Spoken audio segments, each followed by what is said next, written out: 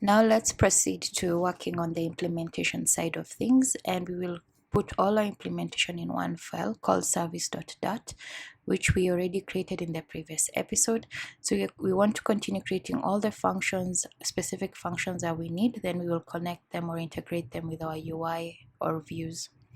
So let's create our function that will encrypt our password, because it's best practice to actually store our password and not to store our password in plain text.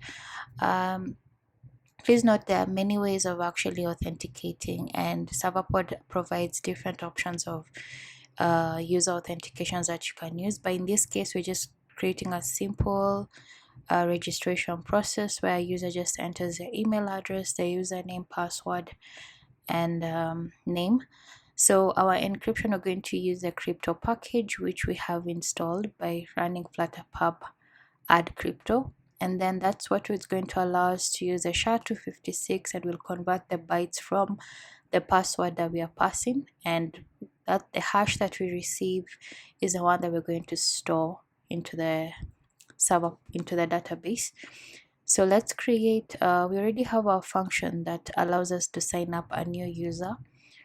So we're going to pass the user class or the user object. We'll pass it from the view side. So whatever is actually we collect in terms of the email, the username, the name, and the password, it will be in the in format of user object or a user. Yeah, so let's just pick it, and then we're going to run our function that we're using the client. We're going to access the functions in our server side and through the client, which is already initialized in main.dat. So we're going to call client.user. User refers to our class user in the server side, and we're going to pick one of the functions that are there, as you can see.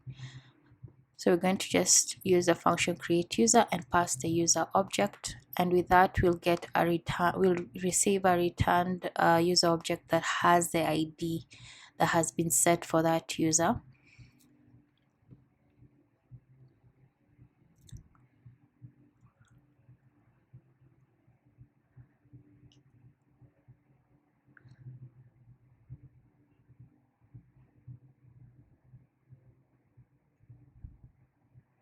So let's create a use provider as a state management. So we'll need to install provider package. And then you'll have one single dat file that will handle all our states. So we've extended the change notifier, and then we're just initializing our class in one place, which is the main.dat.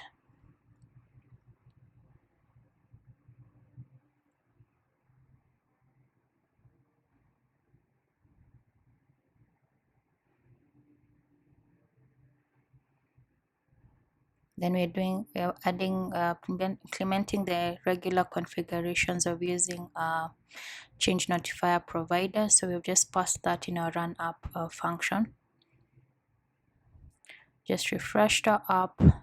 We're good.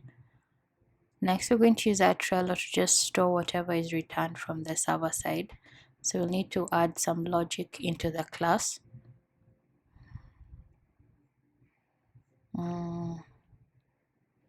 User get user.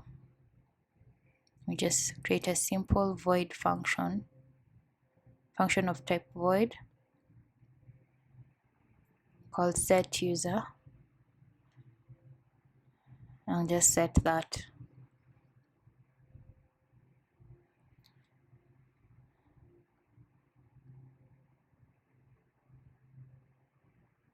Done.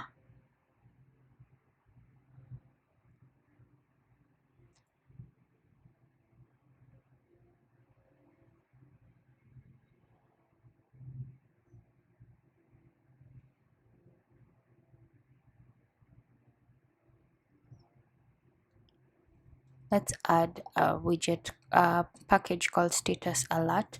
Just a more customized way of creating alerts for users.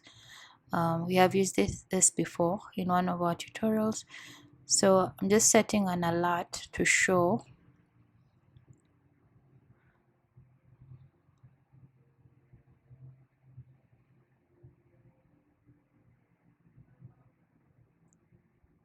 show a message that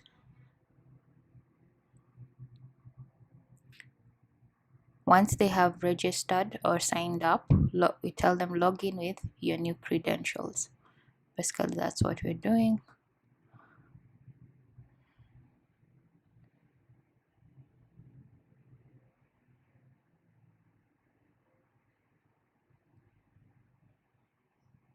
And that's where we're adding, that's what we'll add in our try section. And then in our catch section, we'll also set up the status alert just to inform the user of the error that we are getting. We'll just print out the error that we are getting. So another way of doing this is creating a separate class aside and then just reuse it instead of calling the status, recreating the status alert widget over and over again. So great. So next we're going to work on the login. So in the login, we're just passing the email and the password. So once we receive that user object, let's handle let's perform error handling by just using our try and catch. And then inside it, we're going to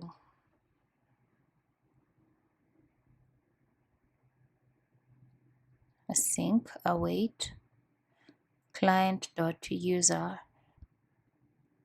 So if we go back to the server side on user, we didn't add a function, or we didn't create a function where it checks. We just have create user and get user by ID. So let's create a function that does that. So check user if exists using the user object that will be passed, which will consist of the email. The compulsory ones is email and password. So just say await user class dot find single array. Wait.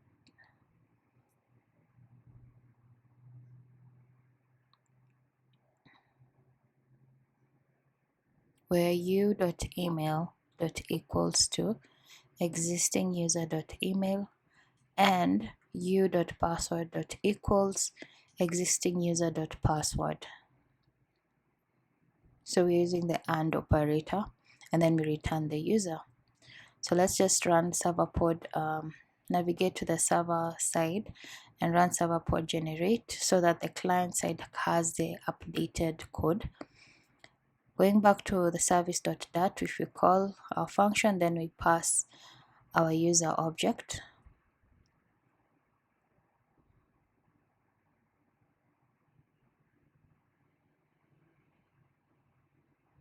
So if the authenticated user, whatever is returned back, is not null, let's direct them to the home page.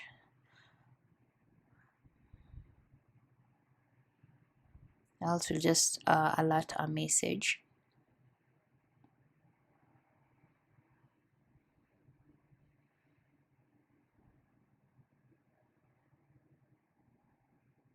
Can't log in, create an account.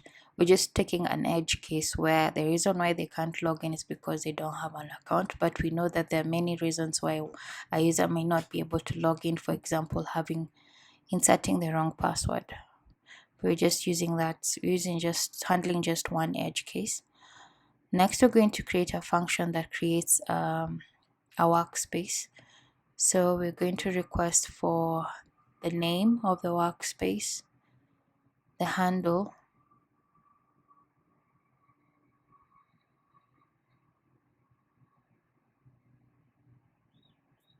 yes, description, and the visibility, which will come in the type string. So inside, we just call the workspace class, define a workspace object, and give it the information that we receive as arguments in the create workspace function. So the user ID, we store it using the provider. So that's how we're accessing it, using the class that we created, the provider class. So let's handle just need to insert Let workspace is equals to await. We call the client dot workspace dot create workspace, and we'll pass the workspace that we have, object that we have designed. Then another thing, if you recall, in our workspace class, we have member. So whenever you create a new workspace, you as a creator become a member of that workspace, specifically with the role of an admin. So we're handling that, but of course this is just one edge case that we've handled, because there are other users that will be added but they're not admins.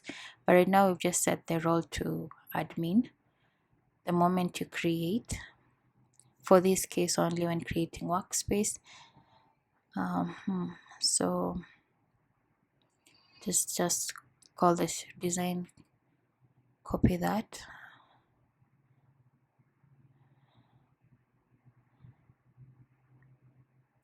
So we're done with creating the workspace.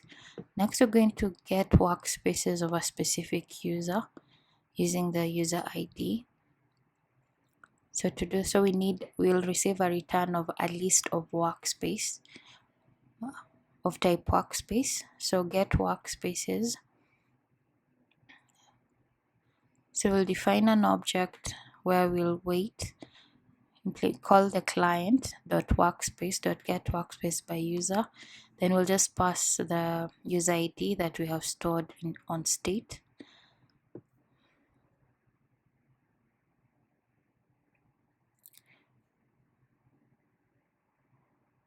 So we want to be able to manage the state of the workspace that have been that we have received. So we're just adding that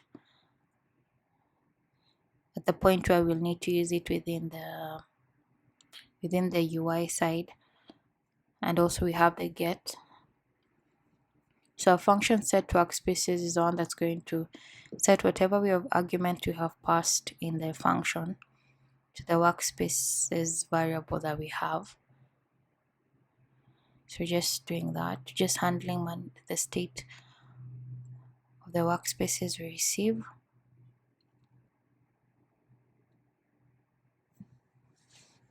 Then we return the workspaces.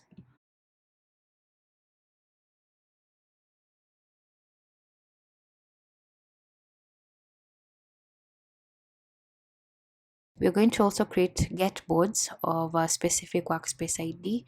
So if you recall, workspaces, boards are inside workspaces, lists are inside boards, and cards are inside lists. So we're getting using the client to get that, and we're also storing that. List boards.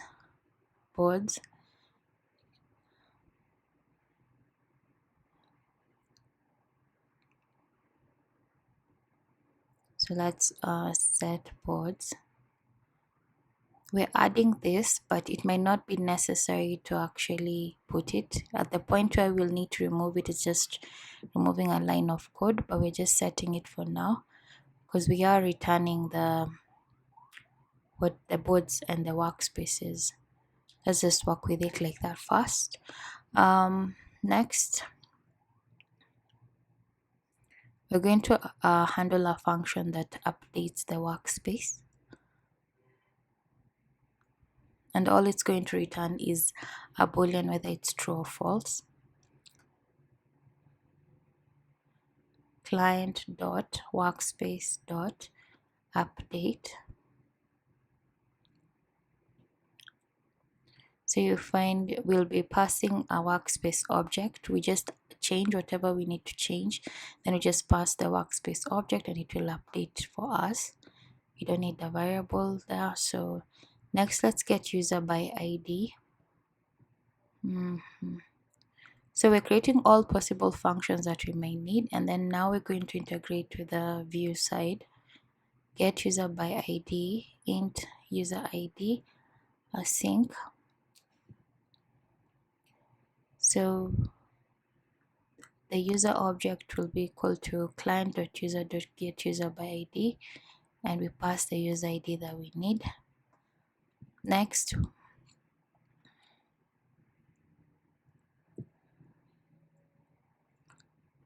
let's get information of members. So we'll expect a return of type list list type users.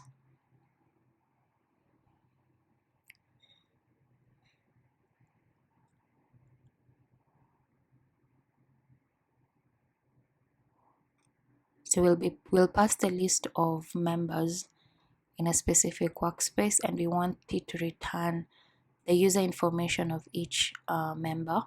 If you recall, in the member side, it just handles the role and the ID and which workspace it's connected to. But if you want to know the information of that specific member, they have to exist in the users table. So that's what we're doing. So because we handle the function of that, we're just calling the get information of members function.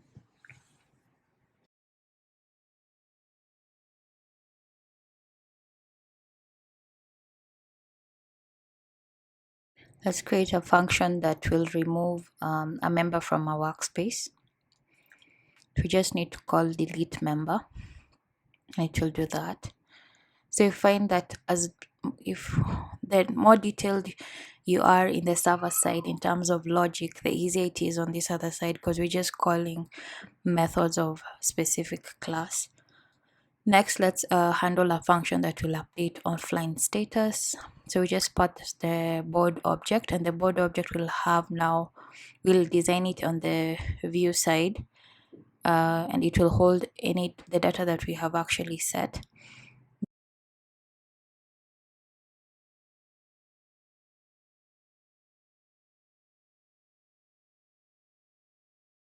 Next, let's get lists by board. So to do that,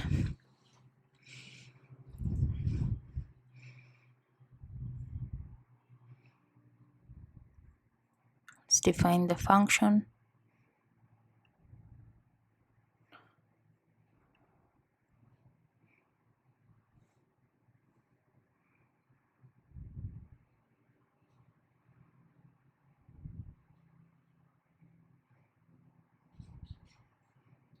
So get a list of type list board, and we'll just call the client.listboard.getList by board, and we'll pass the board ID and return the lists. Great. Next, we're going to add a list.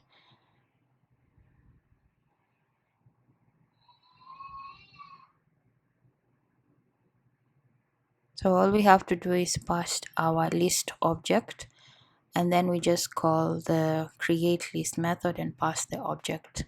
Great. Next, we are going to add a card. Same thing, we pass the card object as an argument to our function. Great. So with this, it's important to note that the way you name the classes, your classes, is also very important. So in my case, you find that I'm calling a class card, but there's also a class called card in materials.dat. So a mistake on my part, so I've had to hide the class in materials.dat so I can be able to use my class in the server side. So we're doing the update version as update function as calling the update function as well, which is the lines of code is very short. So next we're going to create an activity. And to create an activity, all we're doing is we are passing the board ID, which is not a must. What's a must is a description. For example, Jane Doe created a new board, updated this and that, set this and that. So that one we have to have it so you can be able to display it in the activities section. And we'll need to pass in the activity object, we need to pass the user ID. So let's do that. And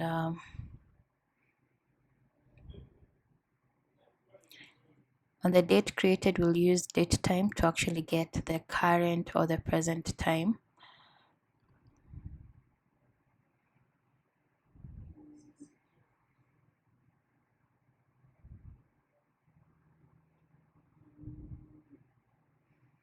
So you also want to have a function that creates a comment.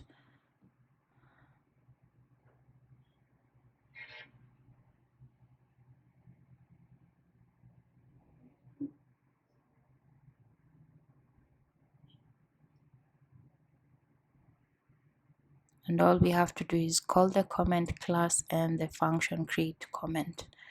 And then we create checklist. Same thing, we pass the checklist object and call the checklist class to use the create checklist function method, sorry.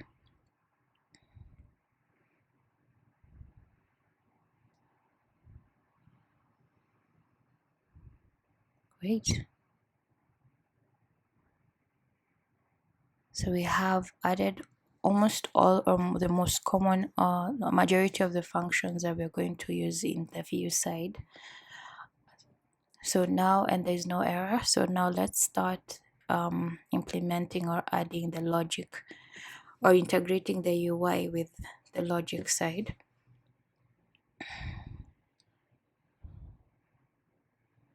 So we want to validate the sign up by checking the fields quickly. So we want to check the email controller, the username controller, and also making sure that the password and the confirmed password are the same. And if that's the case, we return true, else we return false. So we want, as we check also whether the type is sign up, we also want to check if the valid sign up is true. And if it is,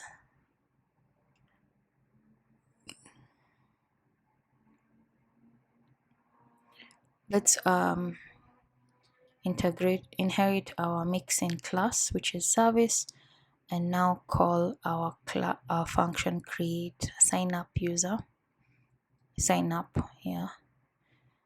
and pass the user object. So we'll just specify for name, it will hold the text in the username controller, email in the email controller, password in the password controller, and for the handle,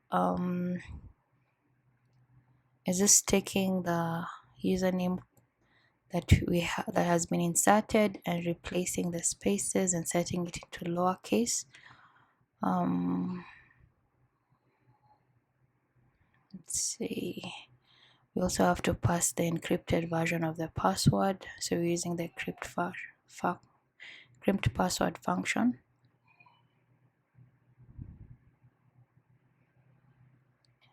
So just refreshing the Serverpod just in case we experience anything, or if there's something that has not been updated.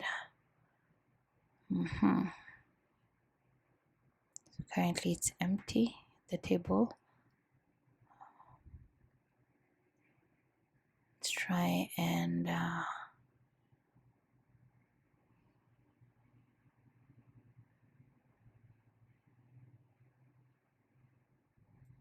input. Oops. Okay.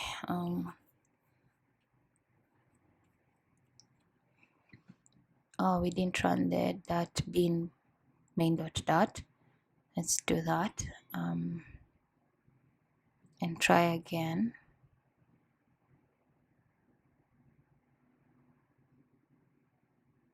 Still an error. Let's see.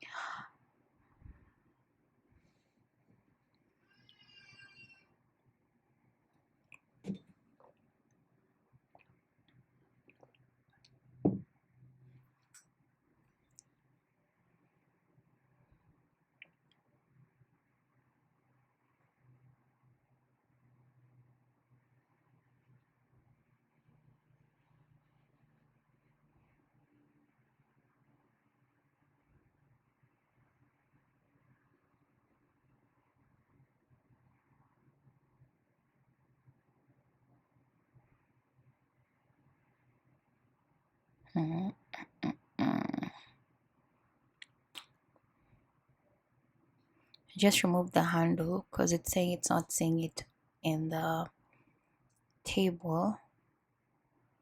Don't know why.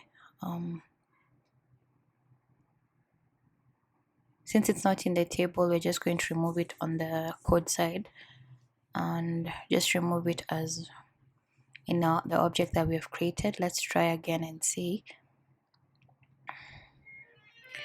I have received questions on this error that I'm actually getting and being asked. Some of you guys have asked, how are you solving it? To be honest, there isn't a particular solution that I'm implementing. I just try to, okay, in our case, I was calling a field that doesn't exist, and as you can see, we have updated and still there's a issue.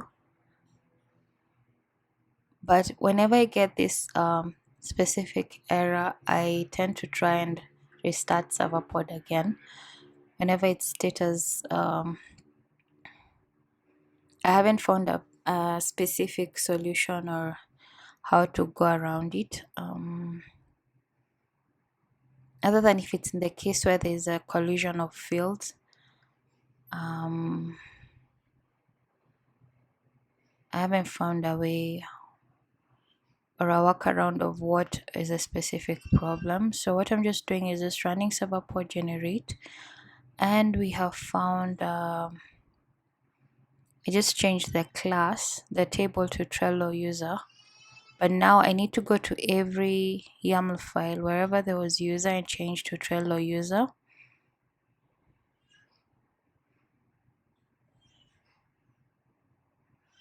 Okay. So let's correct that and see.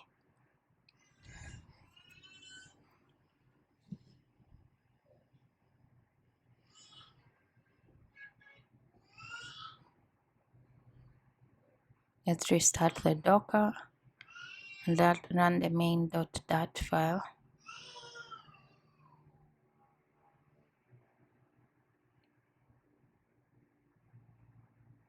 Let's try again.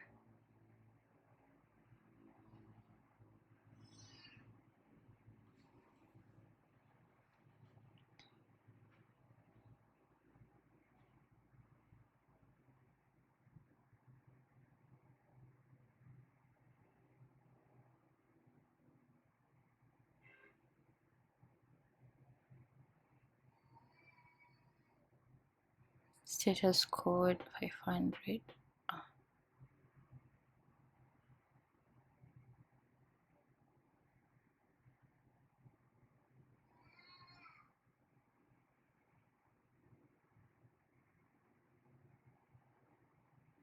So I changed the table name. Let me try and see if we can actually let's insert it or create it manually, because that's possibly the problem. So we've created it, now we can see it.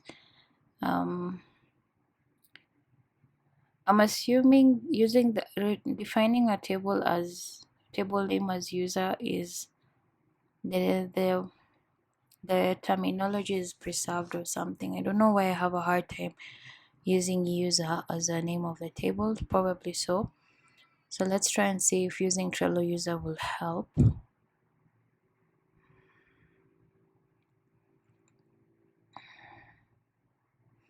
I'm just passing the alter statements as well, because now they're referring to Trello user and not user.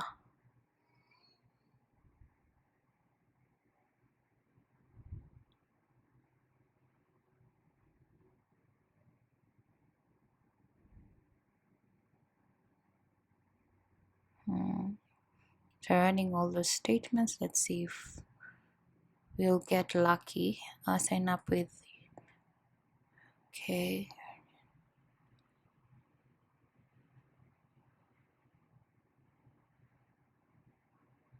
Great. We have added our users. Let's see. Great. We have our user there. Name, email, password. So there's no handle. That was the first error, so we removed that. Second, we just changed the name of the table to Trello user instead of user. I'm assuming the name user is preserved in Postgres. I'm not sure. So let's proceed. So we're creating another function that will validate the login.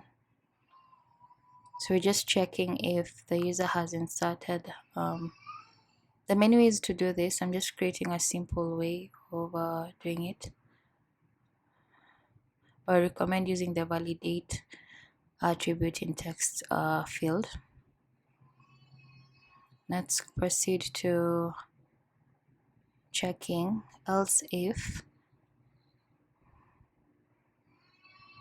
and validate login.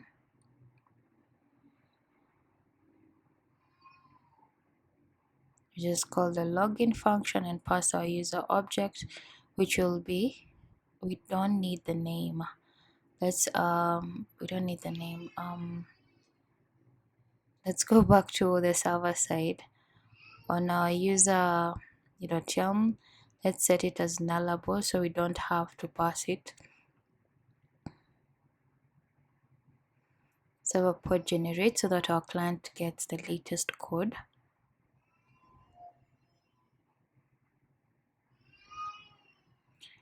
Text and password text. Wait, let's see. So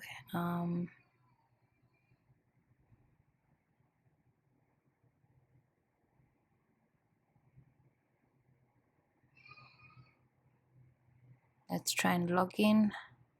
Oh yeah, we need to pass the encrypt function. Let's do that.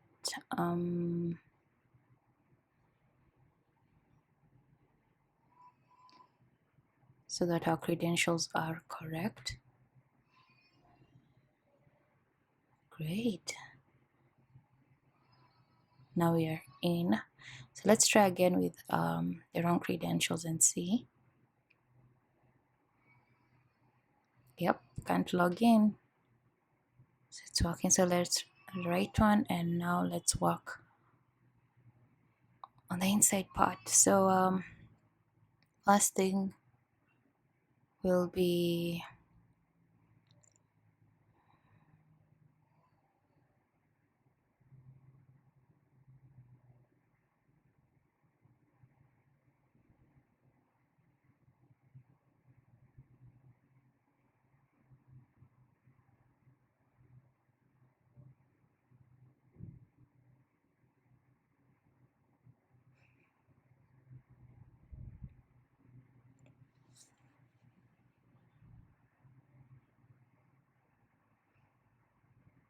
we want to dynamically display these workspaces and their boards.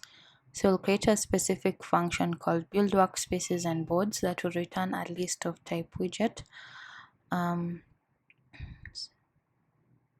So right now we'll set it as that, and that's what we're going to pass in our children's attribute. But before that, let's just so we want to maintain the design where we're showing the workspace name and then we're showing the list of boards for that workspace. So we'll have a widget called workspace where we will handle that, and it will contain a list style. So we're going to say workspace is equals to, we already have the code there, but now instead of workspace I, we're going to set with whatever we receive from the backend.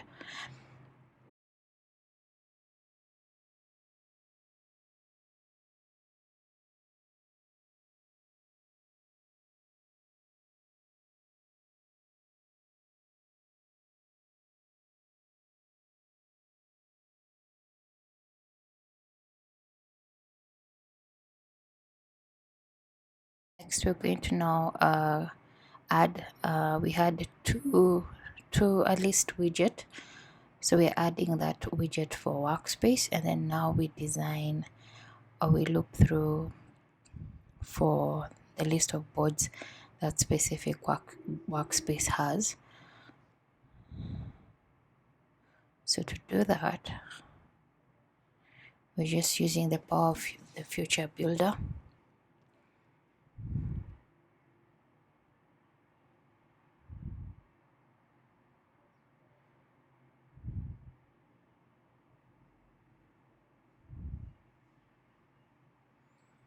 And back to our service. we're going to go and get the function get boards. Need to pass the workspace ID that we want to get the boards for.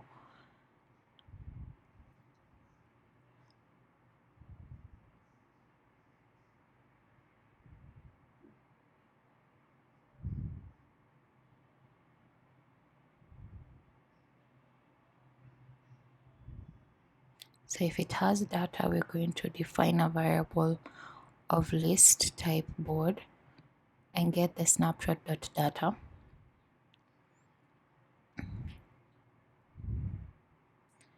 So if children is not empty, that means at least we have one board in our workspace.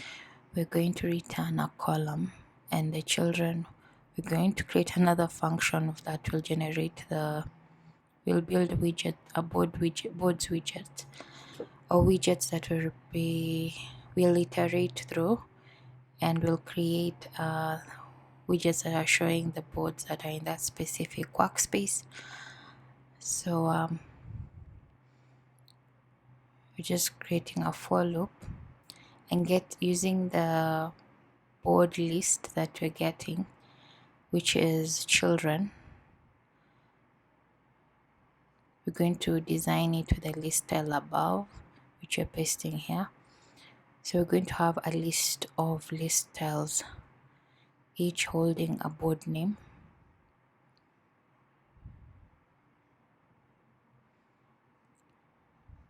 And the background will also hold whatever the specific background color for that board.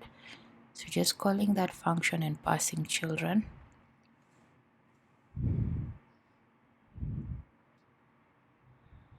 And the workspace. Then if the children's variable is empty, we'll just pass a size box.shrink. And as you can see, let's just pass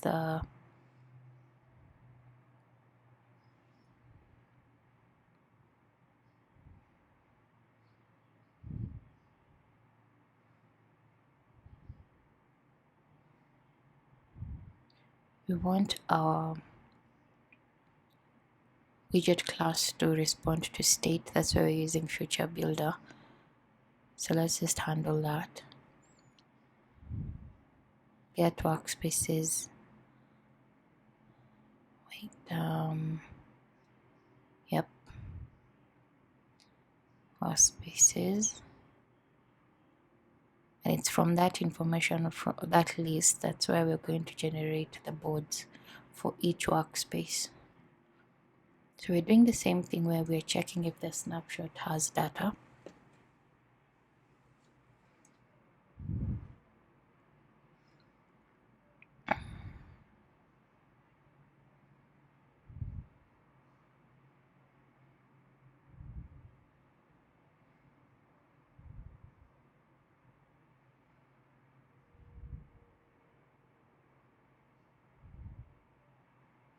Say empty widget.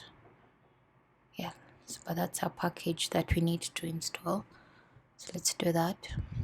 So it's flutter pub add empty widget.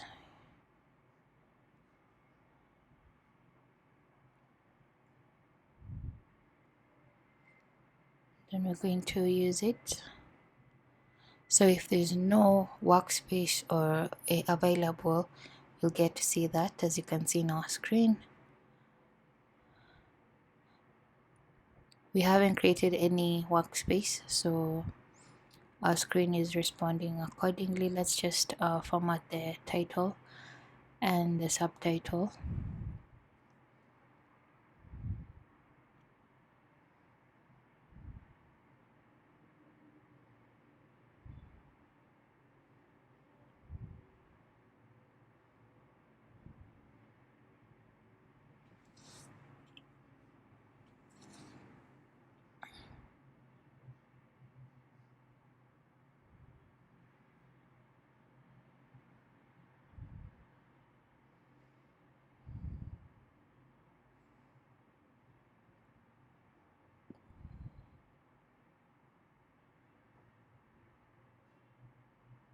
Looks perfect. Okay, so now our screen is responding correctly. We have no boards, no workspaces, so it's displaying the right thing. Now let's create a workspace. So we head over to create workspace class, and on pressed, that's why we'll call the function create workspace. So let's just inherit the mixin class service. And again, your mixin you can name your mixin another name. Also in the process, this project has taught me a lot. So I named my mixin class as service, but service is also used in other inbuilt packages in Flutter. So please, if you can change yours, and then know that whenever I'm referring to service, I'm referring to that name of that mixin class that you have renamed. All right, and then we just call the create workspace class and replacing it with whatever the user will have inserted. From the name, the handle will be generated, and then the description and visibility. So we enter the travel, select the visibility, and then we enter our own description, create. Okay, we have an error.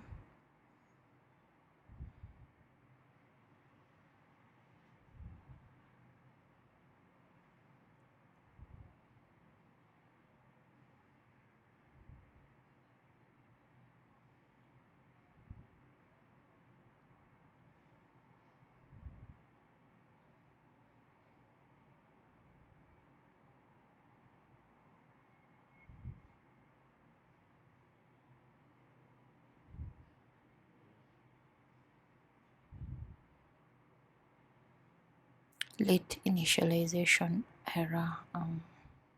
What point user.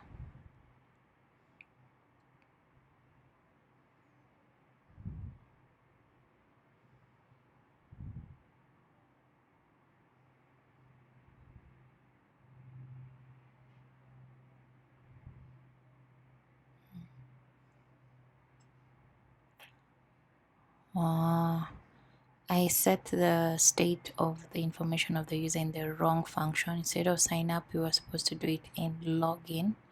Sign up, we do it only once. Login is how the user gets to access the application, so the session is still there. So that was my mistake. It didn't make sense to save the state when signing up. So let's try again, jessica@gmail.com. If we create travel, select visibility, create, we have an error. Great. Let's see, column handle. I seem to have I keep forgetting that I'm not using the handle.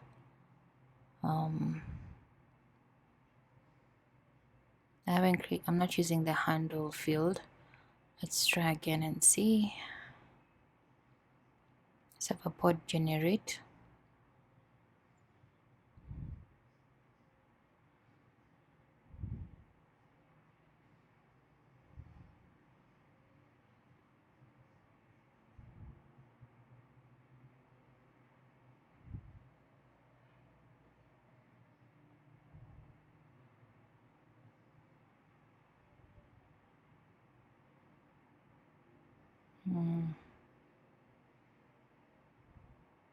Let's restart the Docker again. Run that. Bin main.dat.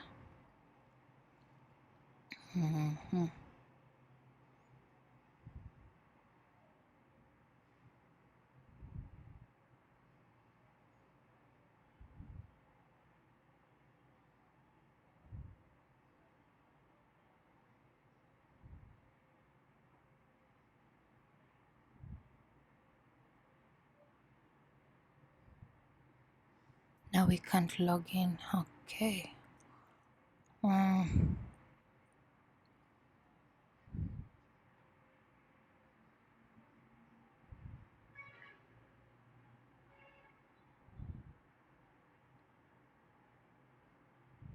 Just refresh to the app.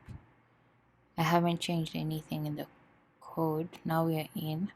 And that's the thing with Serverpod. It's really awesome, but I'm still trying to grasp why at some point when I rerun, I get no response.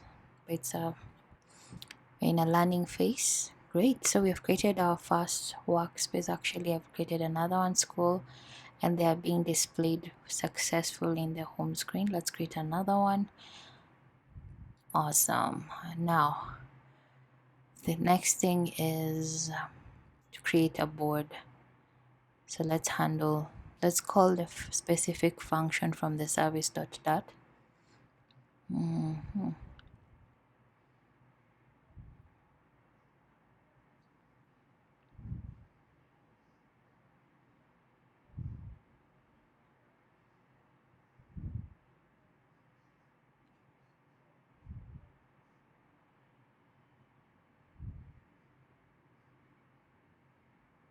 This is where we were storing the list of workspaces so that you can display them in the drop down. So that's what we are handling. Changing the data type to the respective.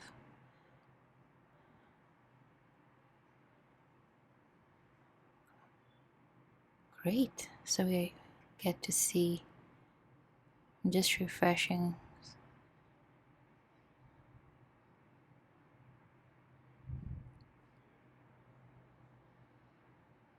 And we have our list of workspaces. Awesome. So if we select a background, we want to be able to pick whatever the user has selected. Let's see.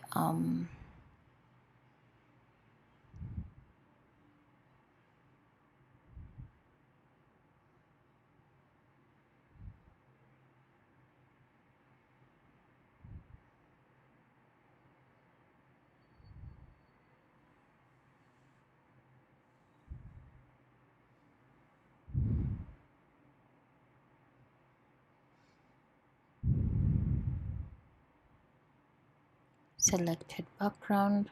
So we're able to set state, but we'll need to go to our Trello provider class and store it so it's accessible globally, because we are saving the new state, but it's within the board background class. So let's handle it here.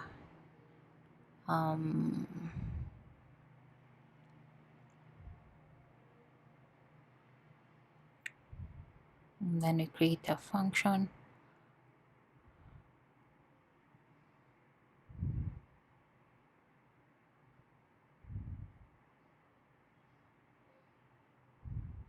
Notify listener.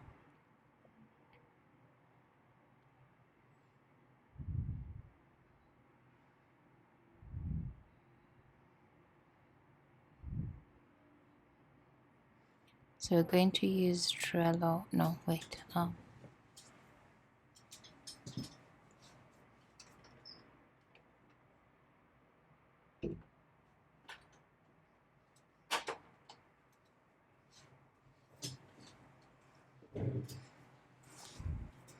So that you can access the provider class.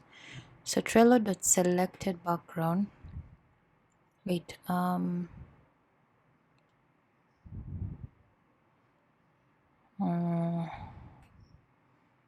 is it selected background? Let's see. Oh yeah, selected BG. Yeah. So we have set that. Now we are checking if background index is equals to Trello.selected background.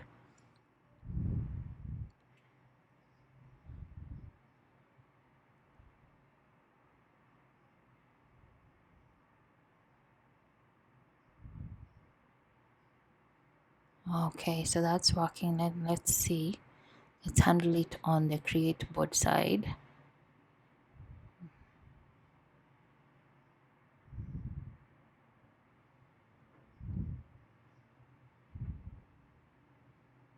So instead of background, we get whatever we have saved on state. So we're going to use trello.selected background, and then define the rest of the other part of the color that defines the color from the radix 0 times ff 000. Great. So that means if we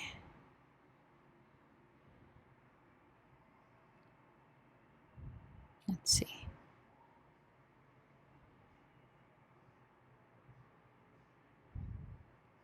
so if we click on, great, so we're able to get the correct background color that the user has selected. Now let's work on pressed. We'll inherit the mixin class.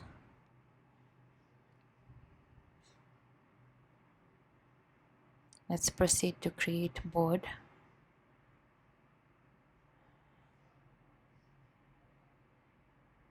Oh wait,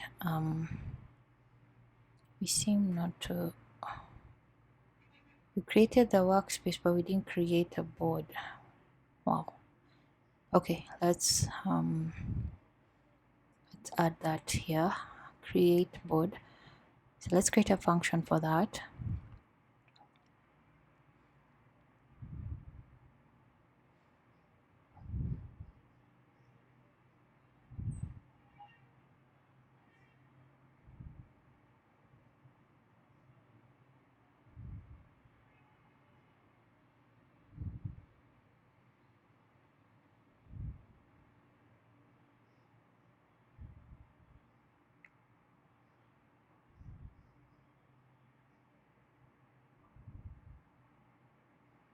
Let's sync.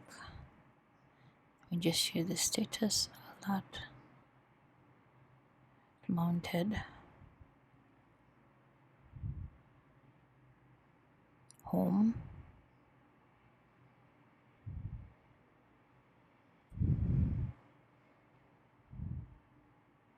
Let's create our board. Select our color.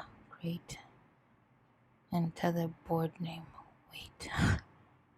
We hadn't called it. Okay, let's do that. So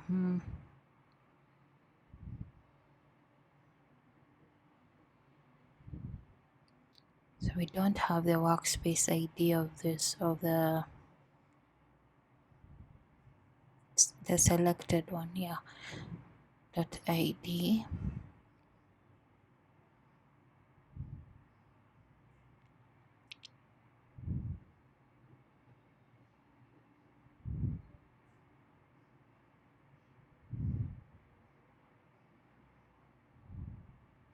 So user dot ID.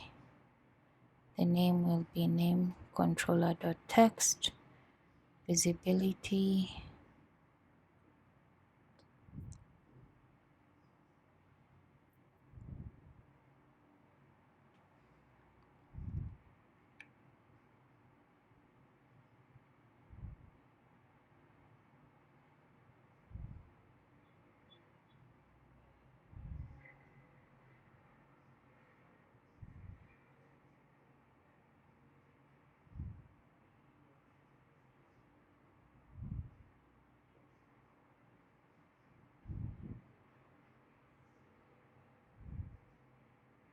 We are handling the null safety, handling null safety. So so we have said we're getting our visibility from the visibility drop down value. So let's try and test the create board and see. So we'll have a board called shopping, then create. We have a bug create. Let's see, integer private. We are passing string, right? Let's see.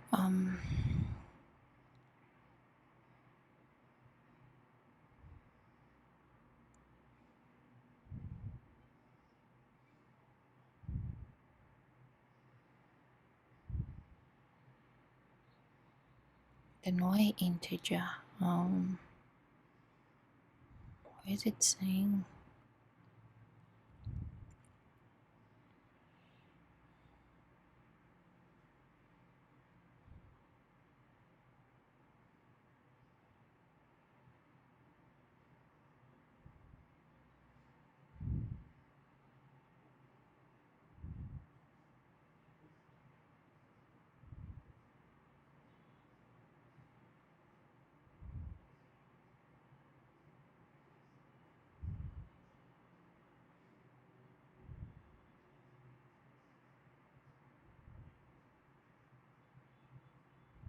Not yet. Let's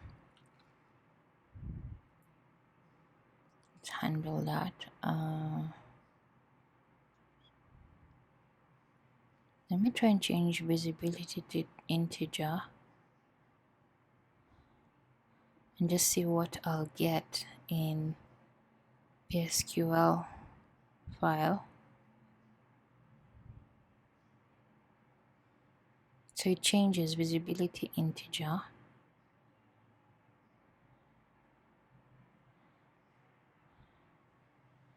It changes to text.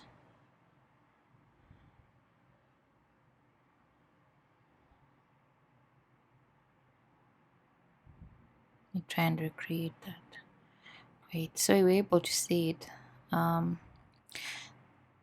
The thing is this, when you're creating a database on Postgres database, one thing I'm noticing is you can't create a database, delete it, and create it again with the same name, and you'll experience some collision because the table is referring to text.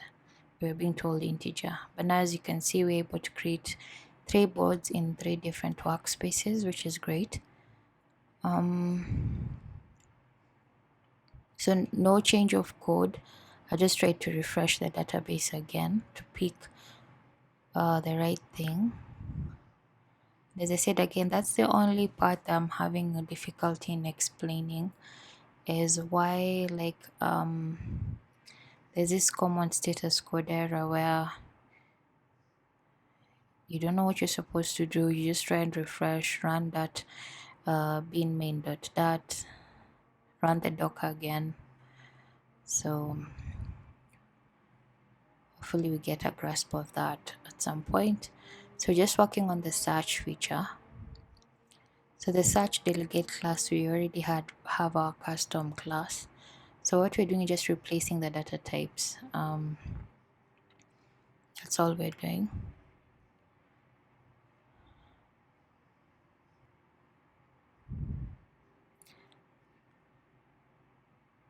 And we want, when we click on a specific list style,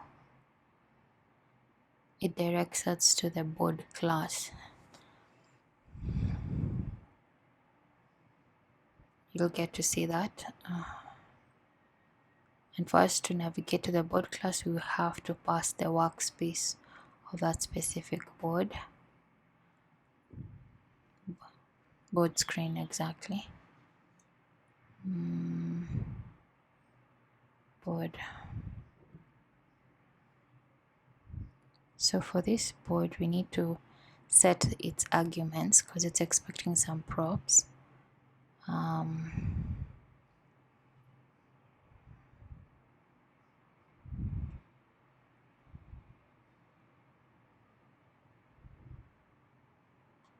So our list only contains shopping, which is the last board. So there's something wrong. Let's see. What are we saving? When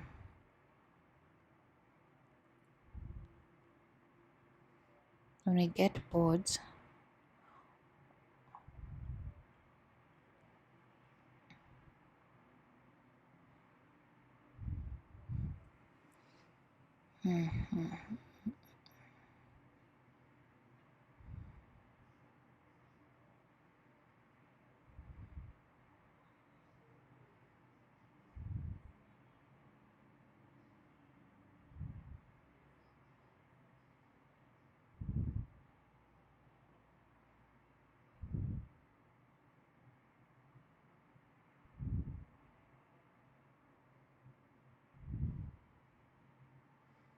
so what's happening is the function that we're using, it's getting boards but for a specific workspace. So we need to get all the boards that exist, so that that's our search list. So we're just creating a function in the server side on board endpoint.dat. So all we're doing is getting all the boards in the boards table. That's all.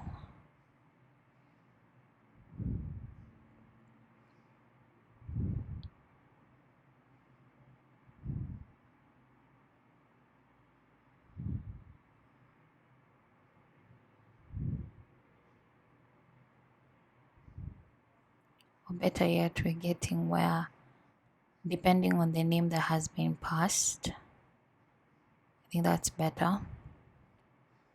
So if we enter shop, it will go and check for names that are like or contain that string. Will that, let's see if that will work. Will it work? Or better, let's just get all the list of all the boards from the table, then we handle the part for searching on the Flutter side. Serverpod generate.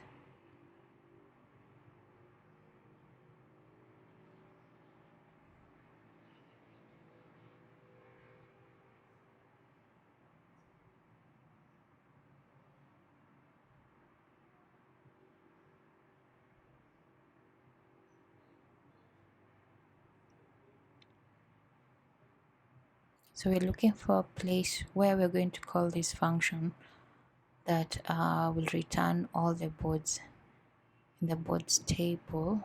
Which is the best place?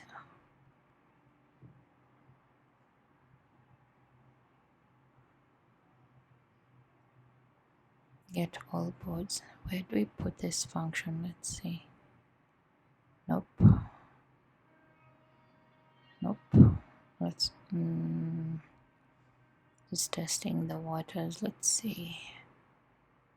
No.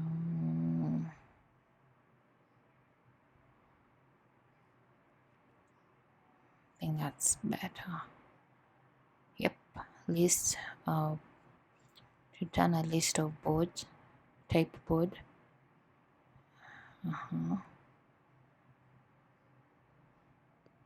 Then we're going to pass that in our custom search delegate. Yep.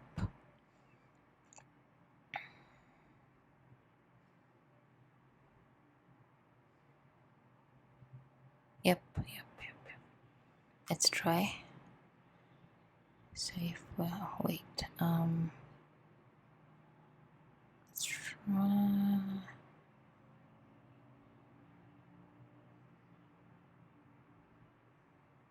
We have everything.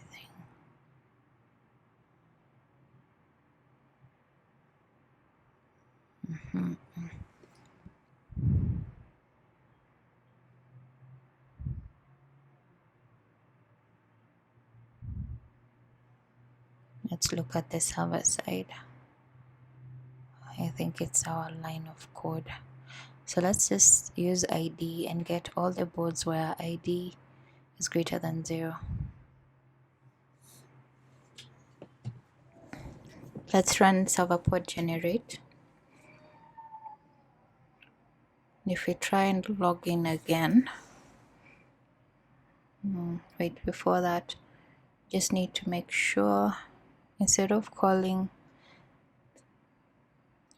just pick whatever is in that function and just pass it straight in that search function and just delete the function below. Let's try again.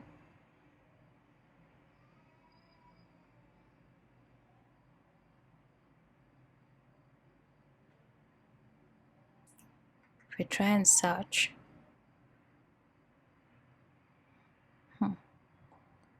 let's see, status code is equals to 400.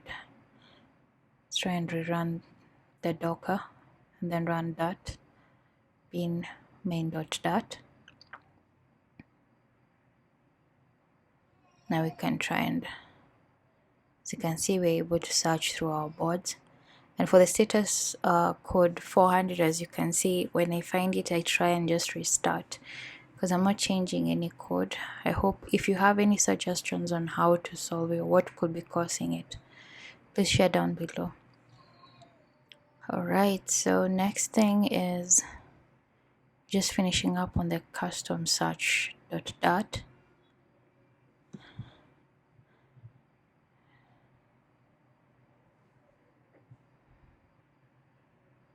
And we're done. So when you click on that, when you select it, directs us to the board screen. Great. Now let's work on the board screen. It has default text, so we want to handle that. We're just setting up the arguments or the props that are required to be passed in this screen. So first thing is that we need to pass object of type board. That's the one that's going to give us the information about this specific board.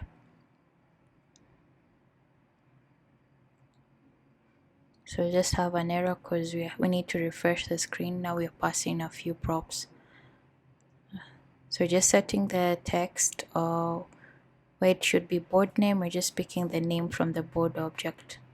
So let's just specify that we are passing some props in this screen. And then in our build boards, we update that and pass our arguments. So our board will be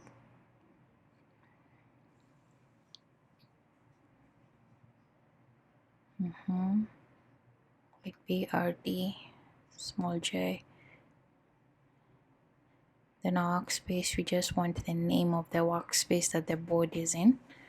Let's try again. Again. So we have our name. Great. Speaking correctly. Great. Now let's proceed.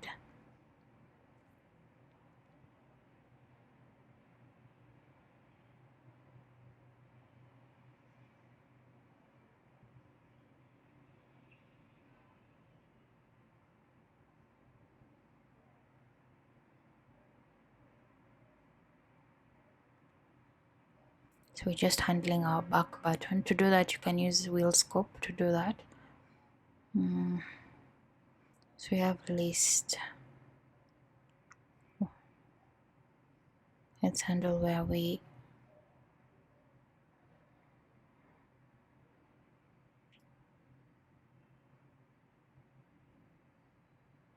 just picking the code that we had set before widget build and putting it in a separate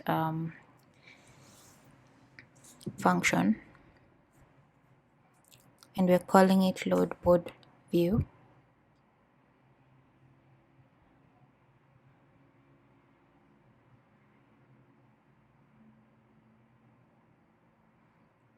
The screen we had implemented a lot of code. Let's just try and clean up. So we just initialized a list called lists. It's the one that was displaying the different lists that we had, but now we want to start from scratch. When you're starting a board, we just have a list that has add list. So that's what we're doing.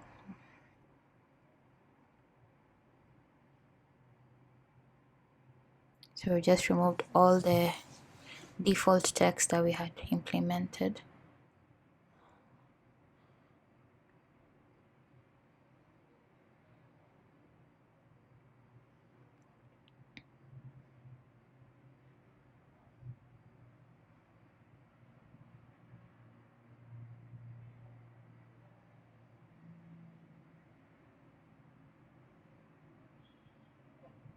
Generate board list object, and we're passing in a list of cards. So in our case, we're using please make sure that you change the class name and not choose preserved names like card user, as we have seen through the tutorial, because that will create conflict with existing packages that are using those preferred names.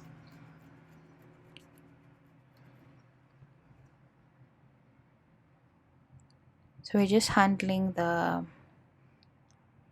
way the list and the cards will be displayed. It's already existing. We're just trying to make sure there's no default text, and we get to call service to be able to get the exact information. This package is quite detailed in pub.dev. You can get a chance to look at it.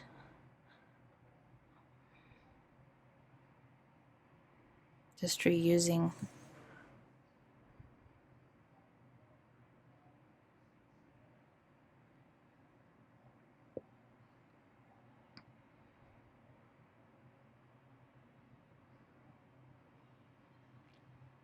So you're passing the argument of args.board, which is the argument of the props that we receive, to get lists by board, so that you can get lists by a specific board. And in our case, we need to get, we should expect to get an empty or 0 lists because we haven't created anything yet.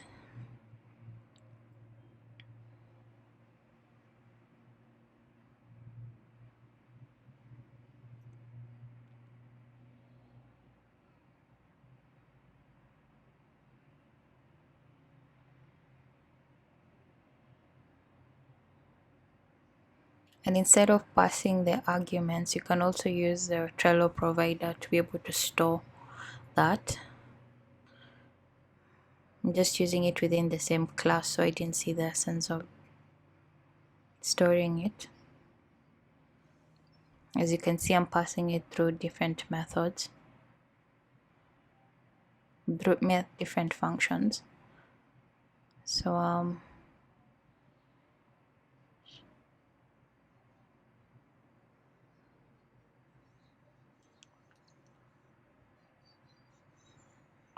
So it's there's a conflict, so let's just change the card.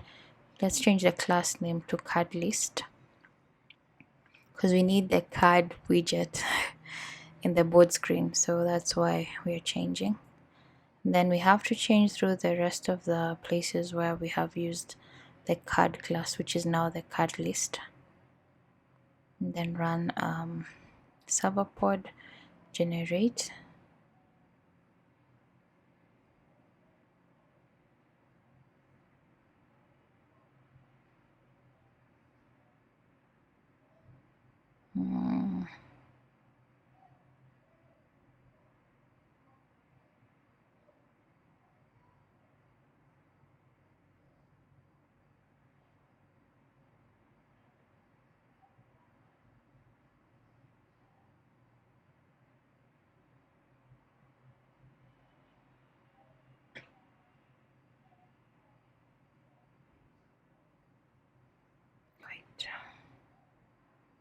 Let's see.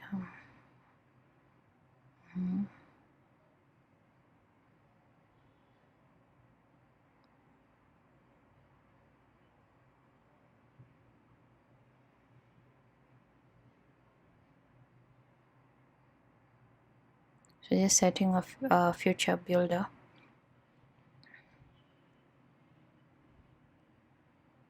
That will handle the display of our board view. So for the list that we get, if it's not empty, it will display the board view.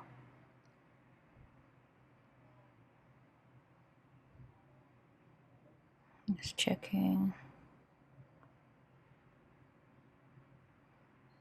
Right now it's empty because we do not have any lists for that specific board. Let's see, status code 500. Something.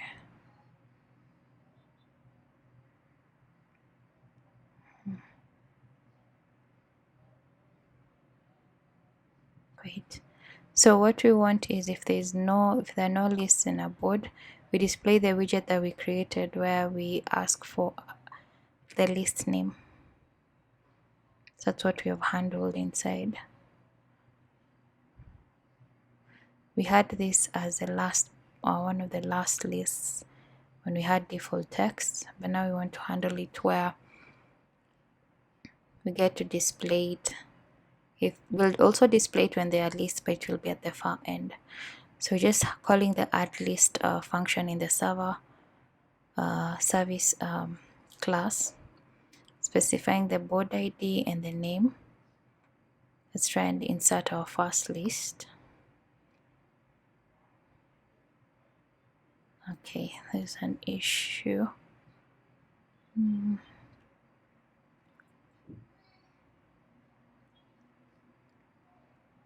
Okay.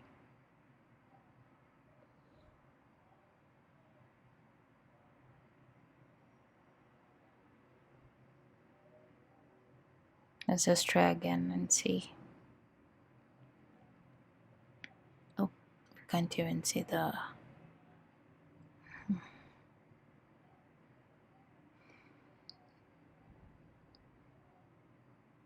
Okay,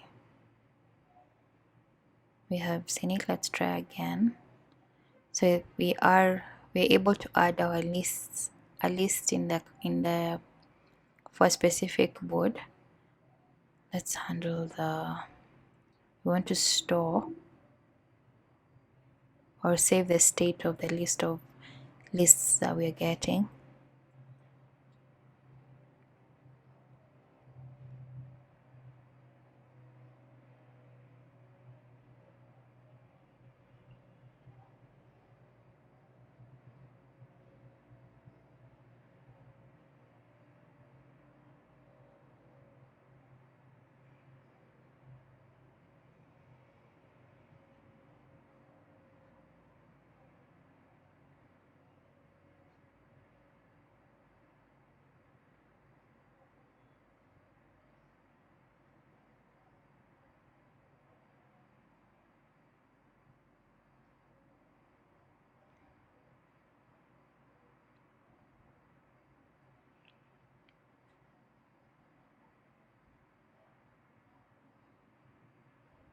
So we want to create text editing controllers dynamically, because if you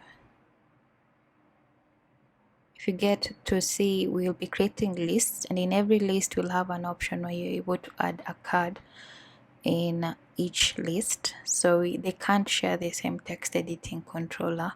So we're handling that, where we generate dynamically each add card text field has its text editing controller.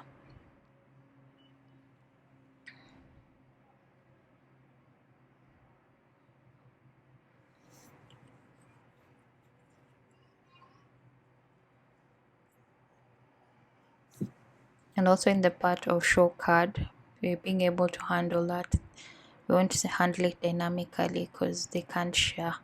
If one is we want when one is set to true, it shouldn't set true to the rest of the text editors, text field, sorry.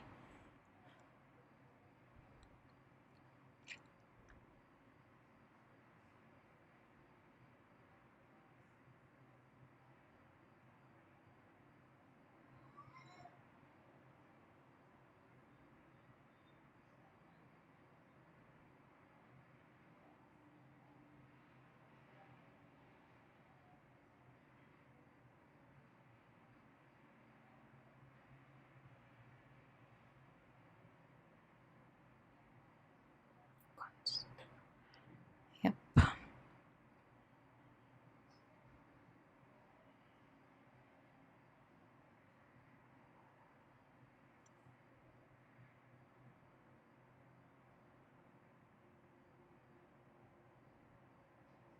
So we want to be able to know when which list has been selected or which card has been selected. So we want to handle the state for that.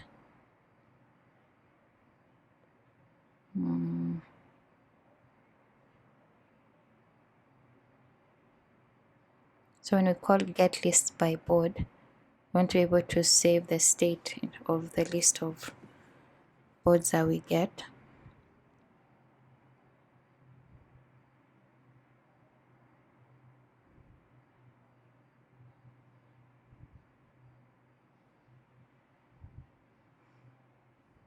Let's handle add card now. So we'll need the list ID. That's why we need a selected list. We need the user, which we already store in state.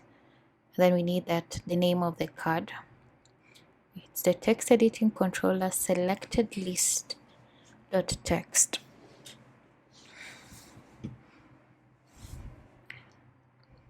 So let's try and add a card. So on Maldives, we're adding adventures.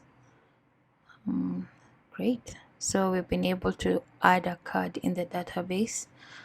So there's just an issue with handling state. We have to go back, but let's see.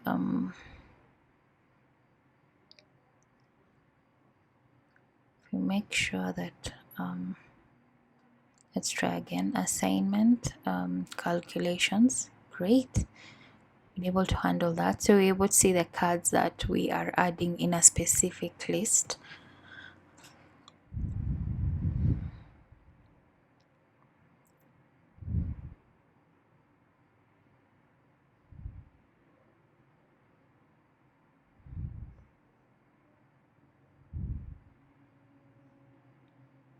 So we want to handle the part where in a Trello app you're able to move a card from one list to another. So we're just adding a few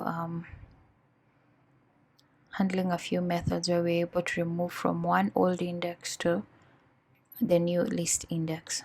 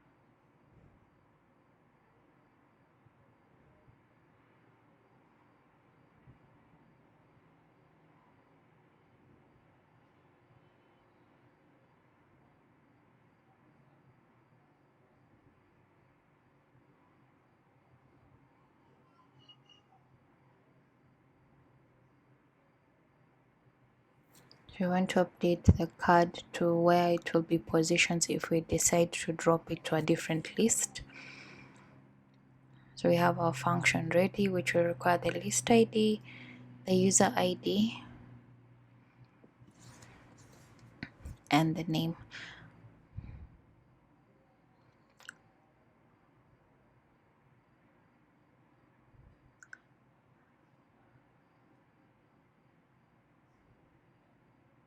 That's the ID, then the list ID.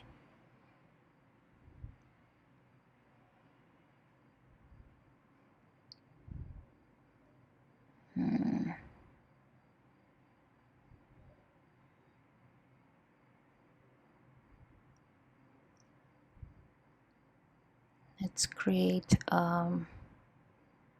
list and call it done. And if you drop it to done, go back, it says updated. So the card is now in a different in the second list. If you look at the card, yep,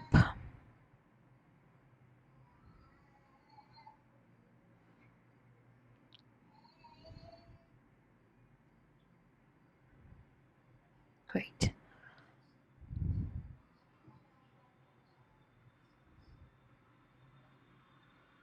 So when you click on a specific card, it opens a card details screen. So you just want to handle that where it shows the correct card name, where each board it's in, instead of the text that we had set in the previous episode. So let's do that.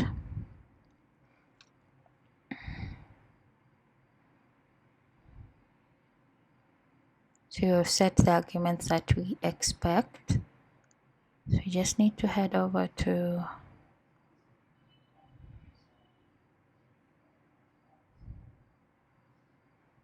specify the args variable or our arguments. Now main.dat, we need to change it. Great.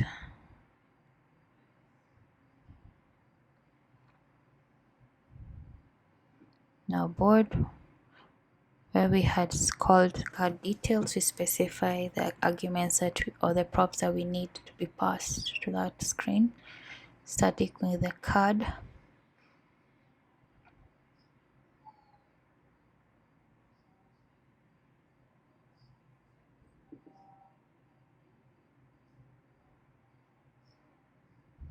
Looks quite long, but we're just getting, since we have the selected list, we're getting the cards inside it and the specific card using the item index. Next we need the board.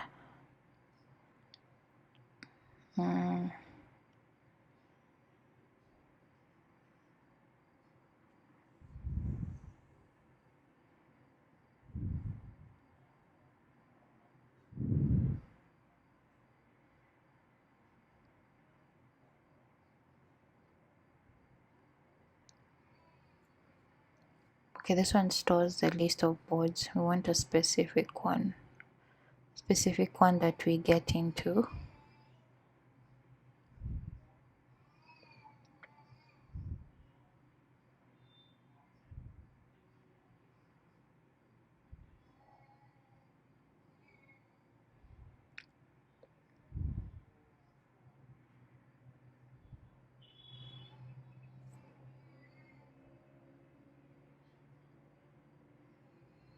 So when you get into the board screen, we set the selected board.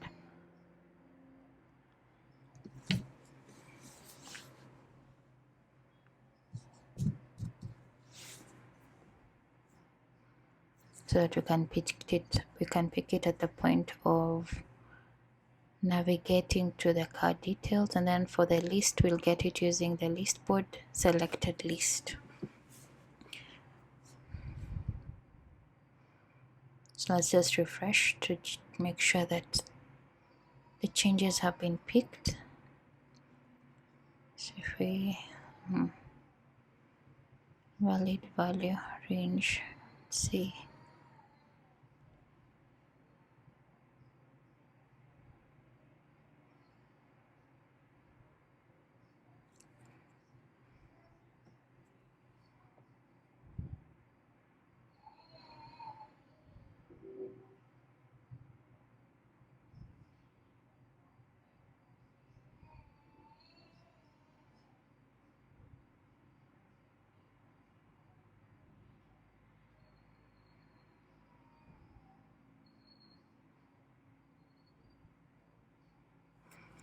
Okay, so it's working now.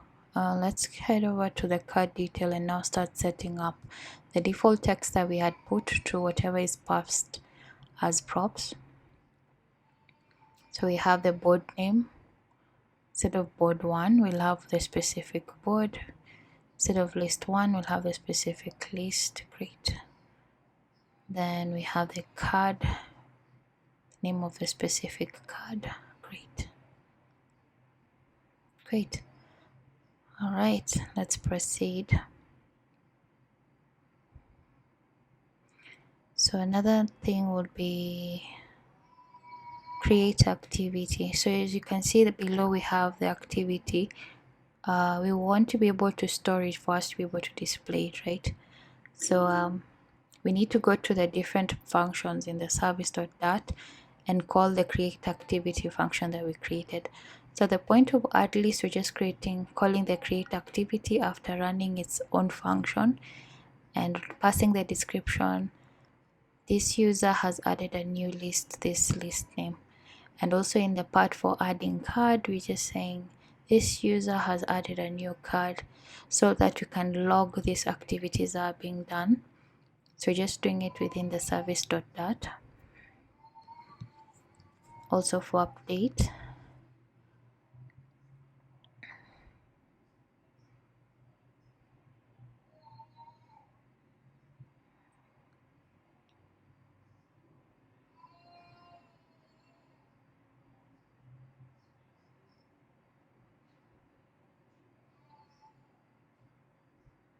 let's create a new list.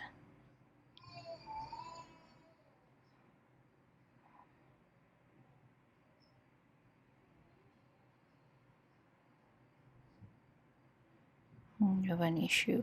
Let's see.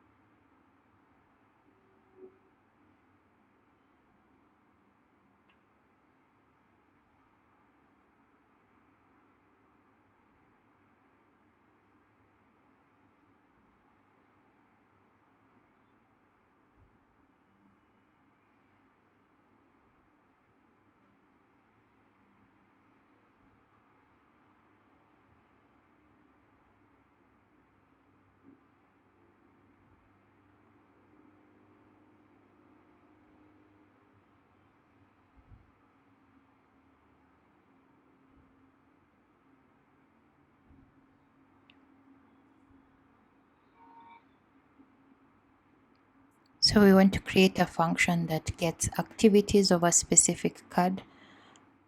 So we want to read from the activity table whatever we have inserted.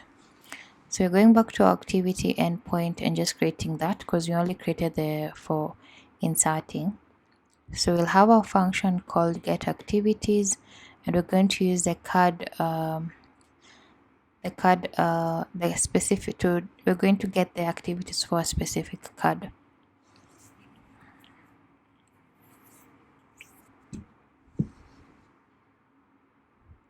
So you're going to say where the card ID is equals to card.id dot equals, and then we return our activities. Just run serverpod generate. Make sure our client has the latest code, updated code. So I'm just running docker again and that bin main.dat just in case of anything. So in our activity, back to our Flutter application, we just want, at the moment when the activity widget is loaded, we call that function. As you can see, we are storing our activities, which is good.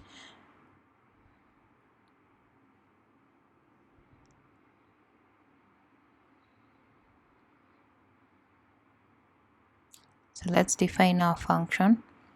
Get activities async return client.activity.get activities and passing the card object.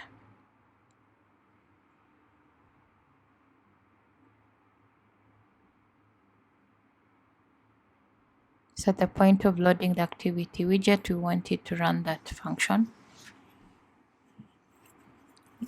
In the init function,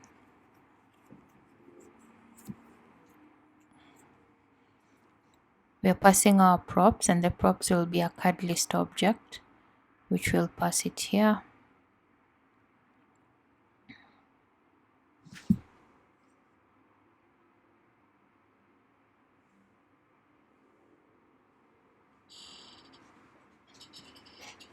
We're just creating a dynamic function called build widget that will generate for us the activity tiles instead of hard coding as we have.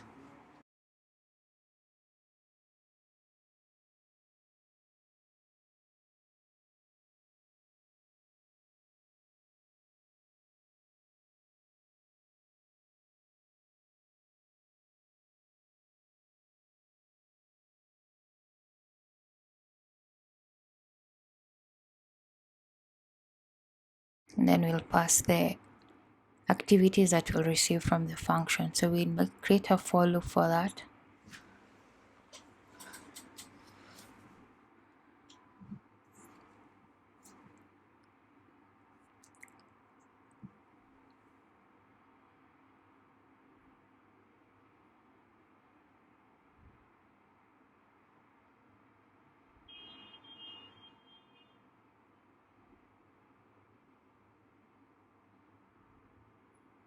So let's clean up on that.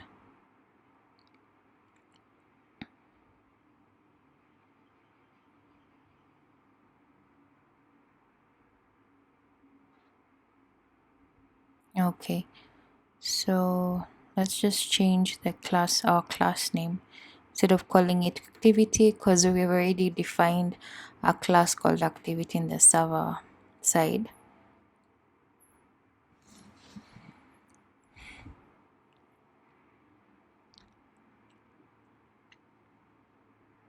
Call the build widget and pass the card list object that we'll receive.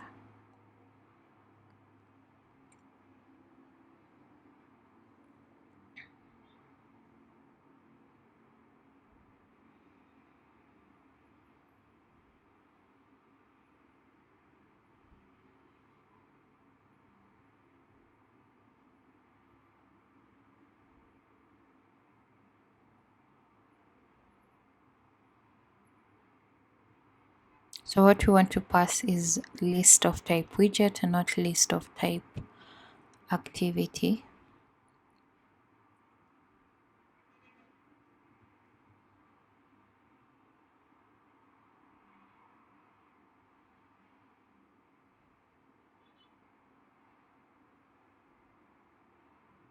All right. So we changed our class name to activities, not activity. Then we pass the card list object.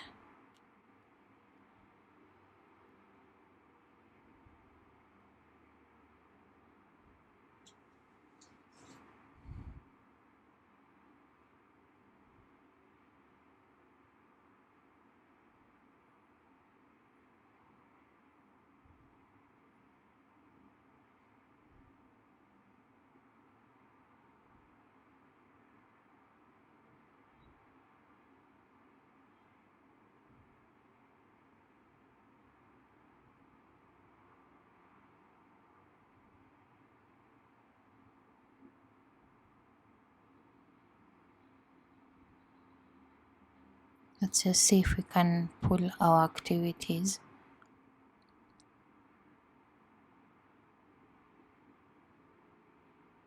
We have an error.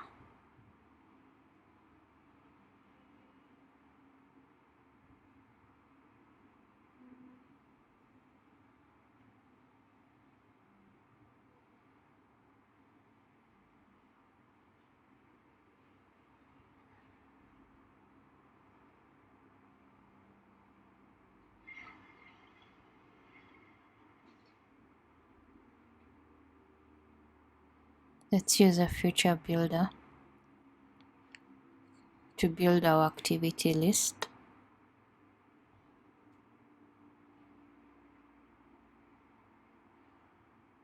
Just restructuring the code again.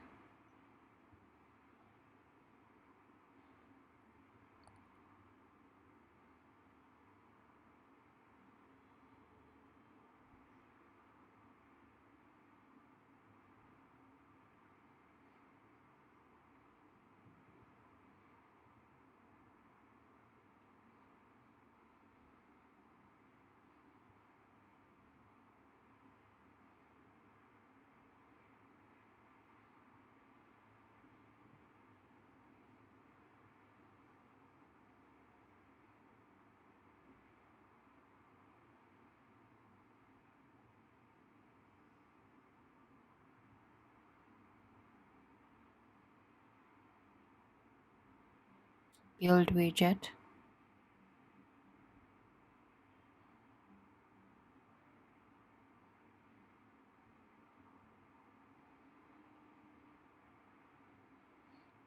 Then we have it. We'll pass the list of activities and the build widget. Then now we just build our list of widgets.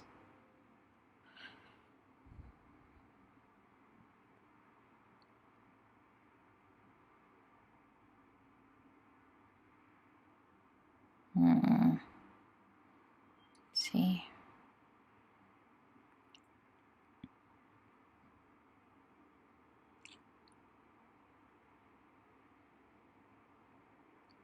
So in our create activity, we are just passing the description.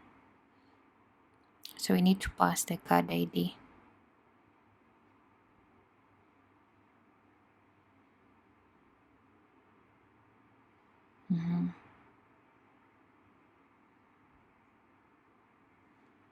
Let's create a few activities. Let's create a card. Let's create another card.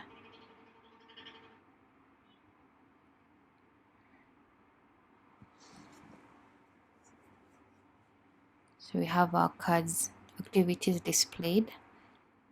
Let's see if we'll be able to display them in the activities section.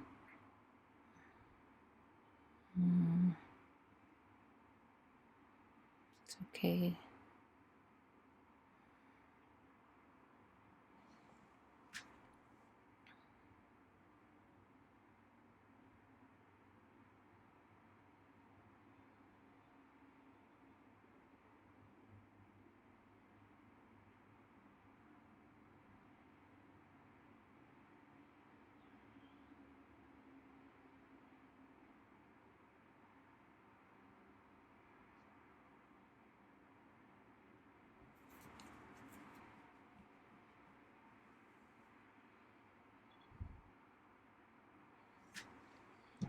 Still not displayed. Let's see. So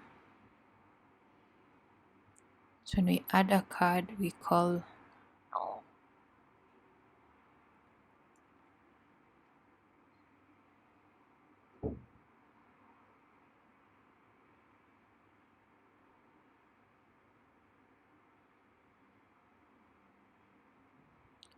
so when you add something or when you insert into the exactly, now we're able to see it. When you insert a new record, it returns for you the that object with now its ID. So we were calling an ID and we hadn't picked whatever is being passed after running the client.card.create card. So we define it in a new object and now get the ID from there. So now we're able to see our activities, which is awesome.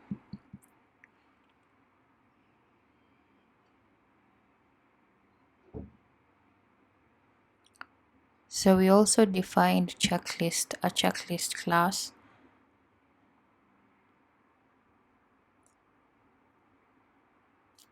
So we want to work on that.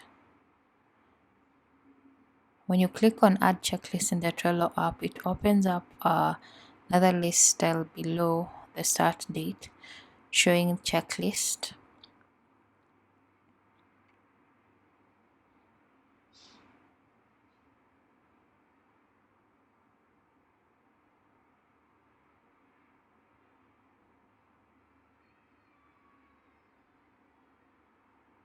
There we have it.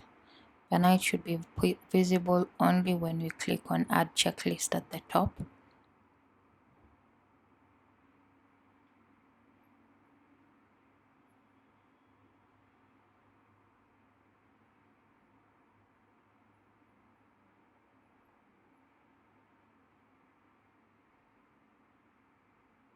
So when you click add checklist, set it to true. Let's try.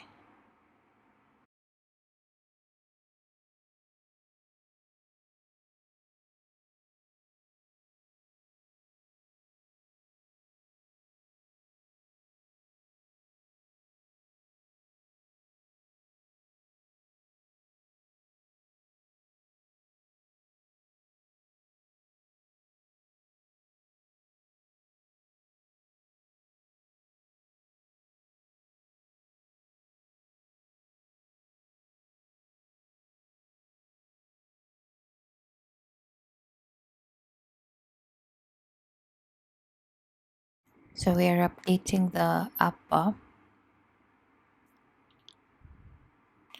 When you click on add checklist and you want to add something, the app bar on the far right changes and it consists of a trailing. So that's what we're actually adding. So if we show checklist, it will display a different type of app bar from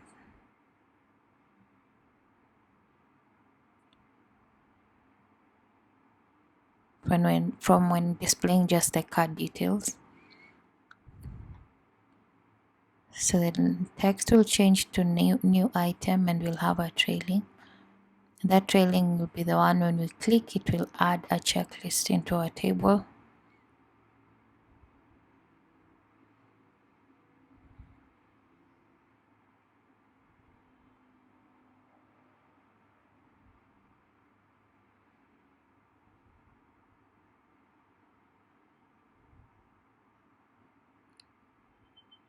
So we pass the card ID, which will be the checklist controller, and then state as false.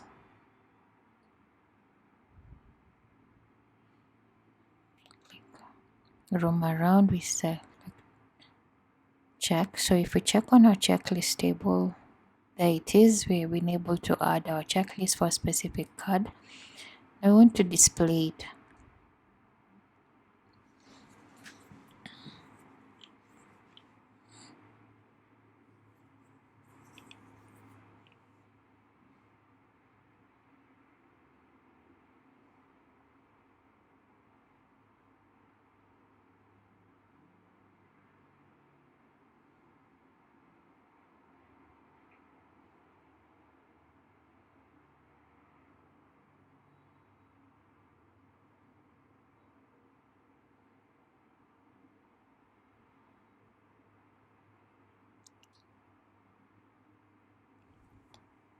So we're adding a form of like a header which will read checklist, and then on the trailing we'll have an icon button that allows us to delete. It will have the icon more horizontal, but the idea is for us to delete, we would delete a specific checklist, or we can just change that.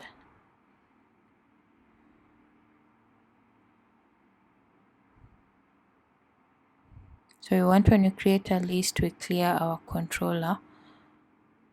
Great. So let's try again.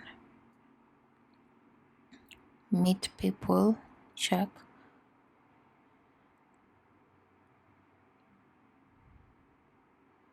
So we want to handle where we get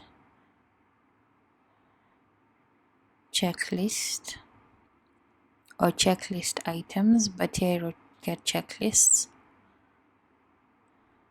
Async.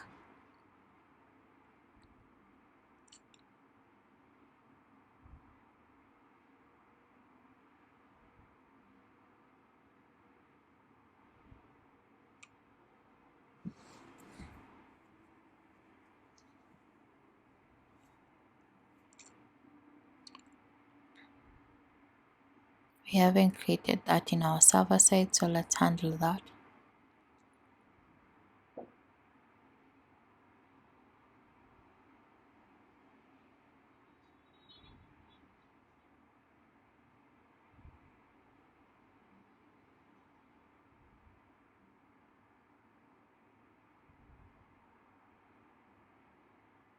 Dot find. We see dot card ID is equals to the ID of the card list object that we've passed. So let's run serverpod generate. Make sure the changes are visible on the client side. Then we just call in our Flutter side. There it is. Then we return our list. So we'll head over to visibility. Before visibility, we're going to create a feature builder.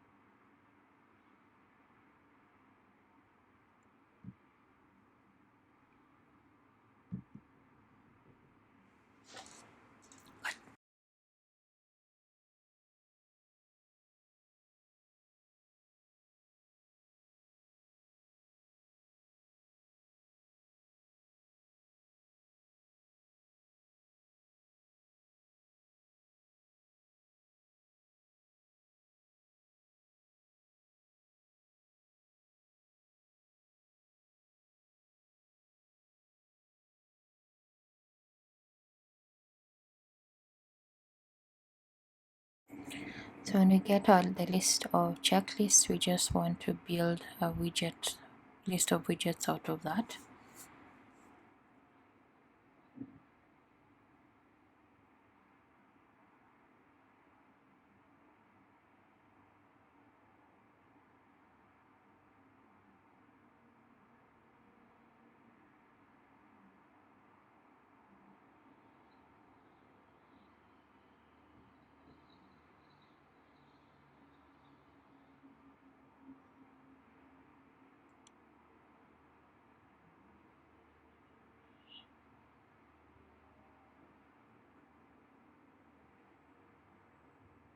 So you want to handle dynamically the state of this checklist, or the items that are in this checklist, like as we did in the board, as we handle the text editing controllers in the board screen.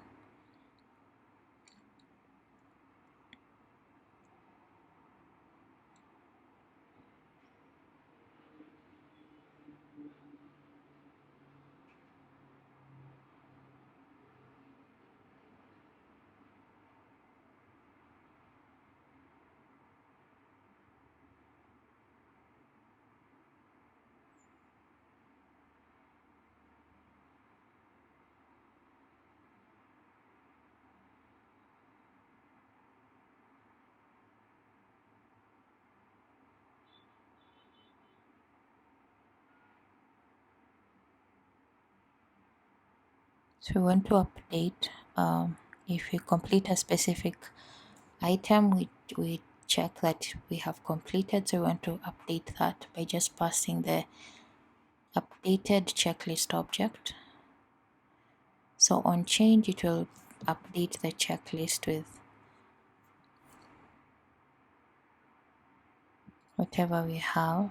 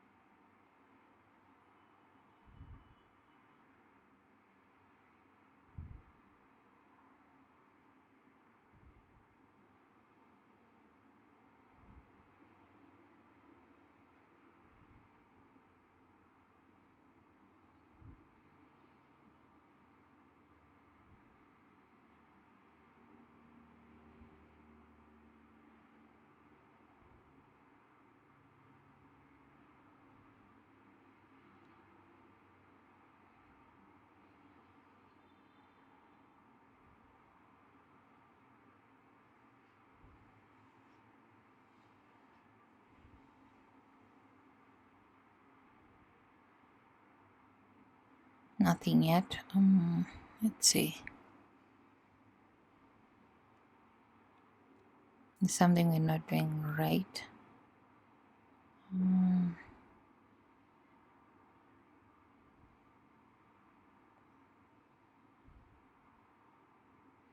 So we are getting status code 400, the famous status code. Let's try and rerun.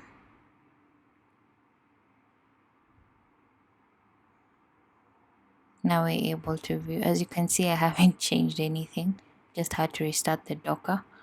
So we still don't know the solution to the mysterious status code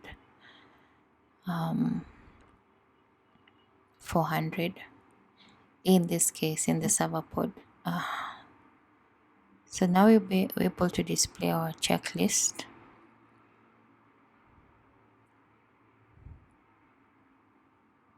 If we update it,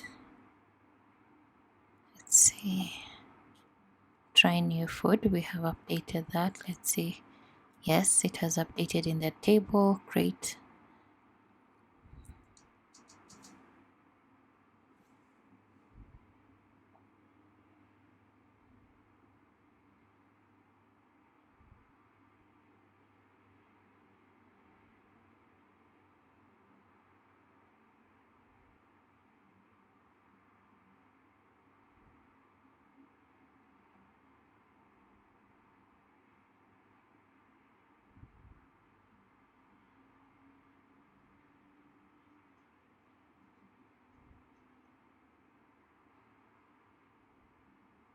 So even when we go and view, we'll see that it will pick the correct status, or the status for a specific item in the checklist.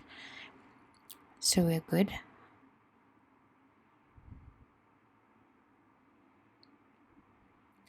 So add card description. If you look at the Trello app, in the add card description, if there's a description, it's displayed in that text editing text field. If it's none, you'll just see the hint text. So right now we have nothing. It's displaying the hint text. But now we want to be able to add a card description, have it updated in the card table, and be viewed in the text field. So you have we're handling that. So if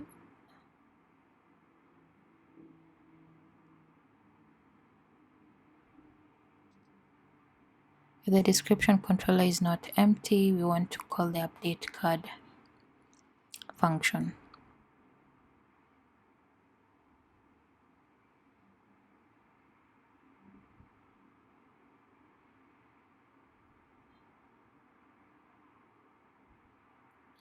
You haven't handled the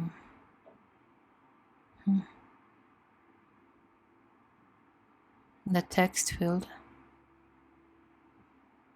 We need to say or update add card description as true, so that we have explore the world. So when we accept, it goes and updates. Not yet.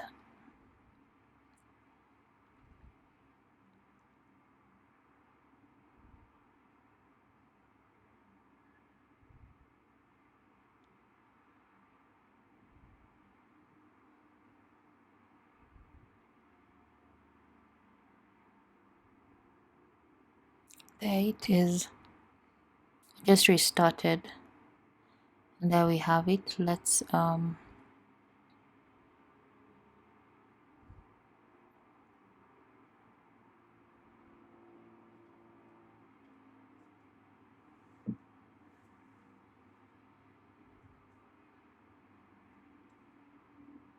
the point of going to card detail screen, let's whenever if the card list object has information, we display it, has description, we display it in the text editing controller. That's what we're doing at the initial point. That's how it looks in the Trello app itself.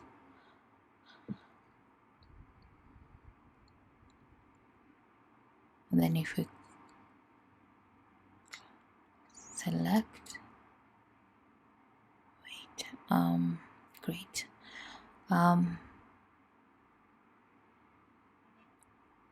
Only when there is information in the description, we're handling the null safety. So if I click on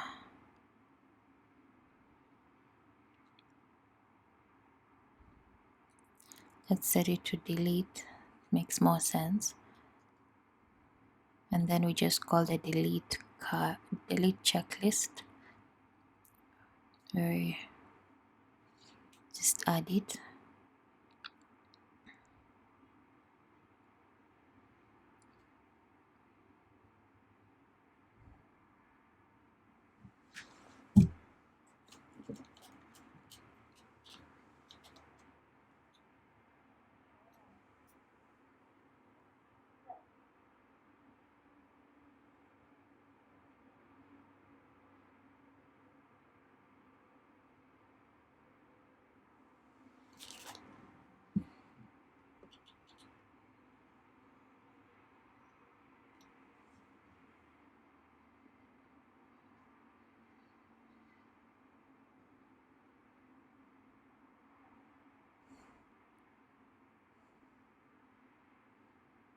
We're simply deleting a specific checklist using the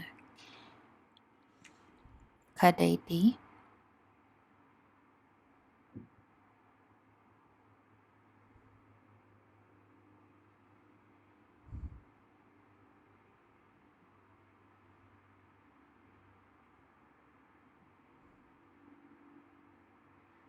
So we're just setting that up in our service.dat so that you can use it within the project, within the card details screen.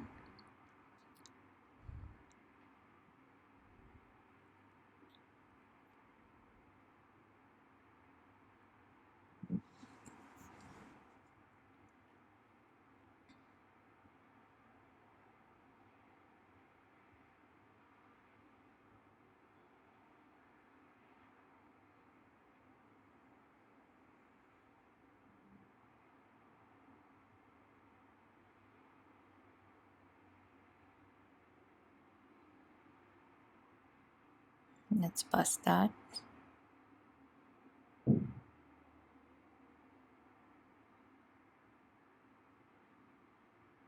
Let's pick the one that has information. So we just for this part, we're just deleting the checklist itself as a whole.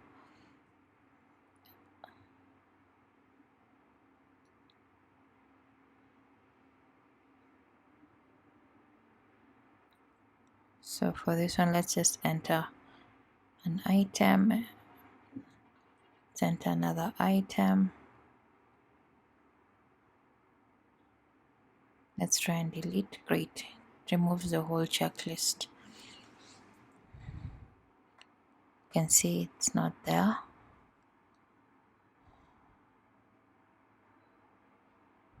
Great.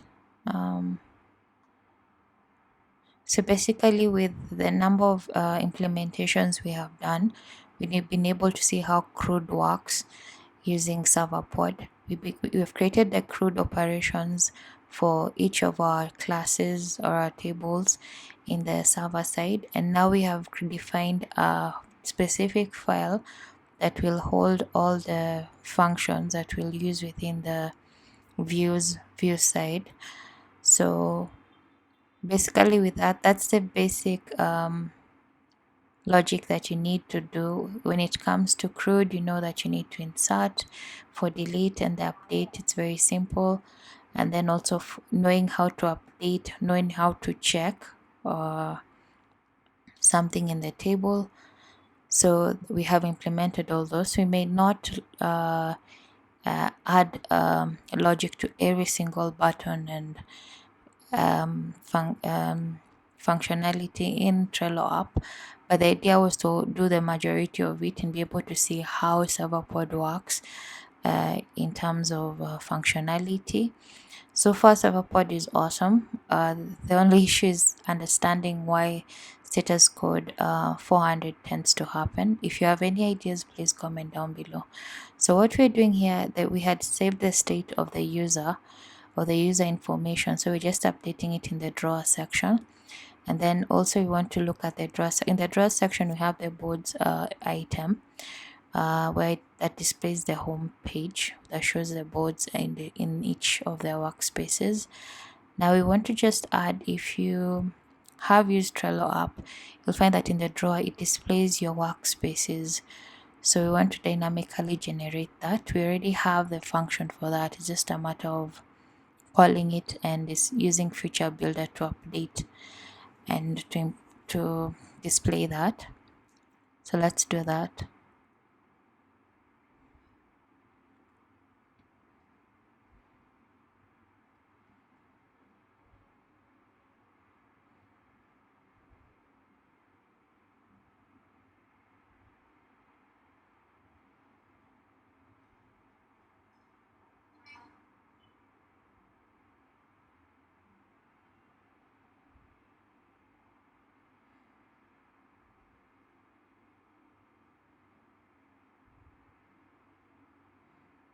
We have used this implementation before. We're just doing the same thing.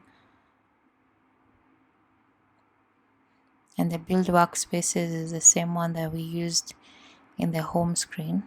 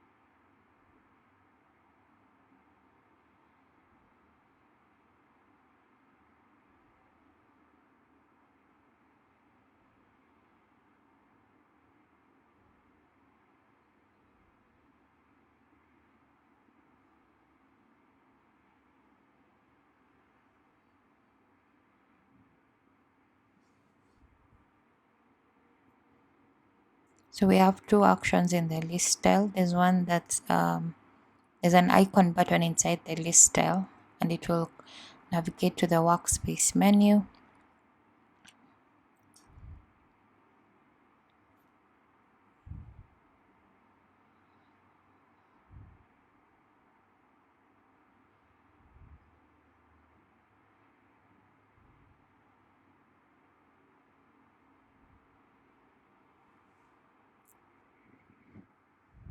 So we're creating another feature called Workspace. We forgot to create that.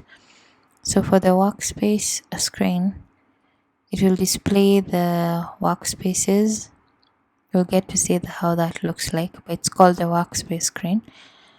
So let's create the app bar quickly. So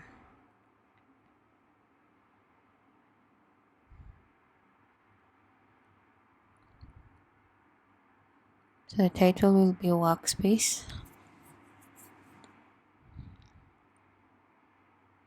with its action, which will be only one.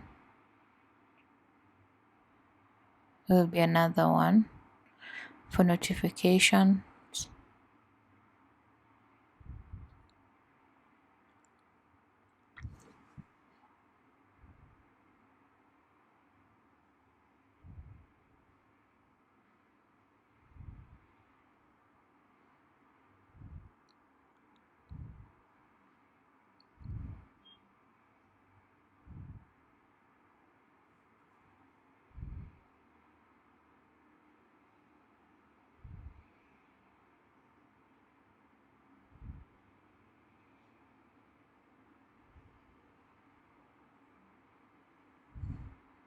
Then the drawer will call the custom drawer.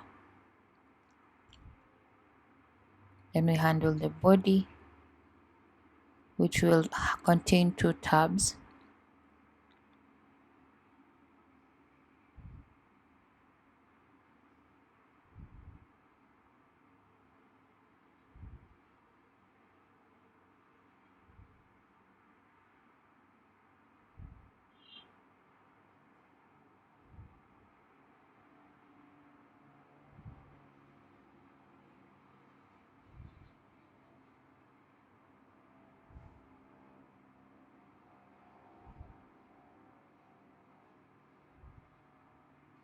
So this is a screen, or this is a screen that we need to navigate to in the second action listener that we have in our list style. In the drawer class. So just adding the root for the workspace.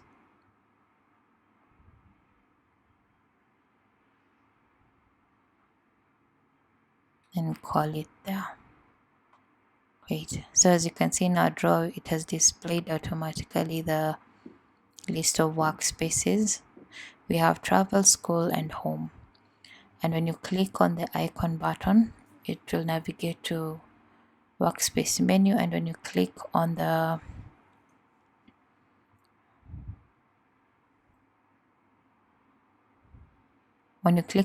lifestyle as a whole, it should take you to workspace. Well, that's how the design is in the user experiences in the Trello. So when you click on, let's add, yeah, that was a mistake. So when you click on that, it will take us to the workspace menu. When you click on just the tile, it takes us to the workspace screen. So let's handle its arguments or the props. It requires some props, for example, the workspace name and the list of boards in that workspace.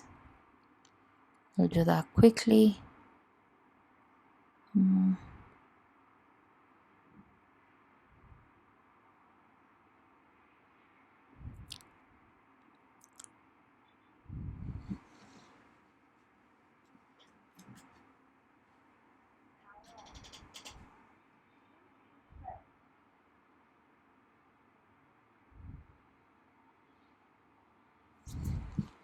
So we have two tabs, boards and highlights.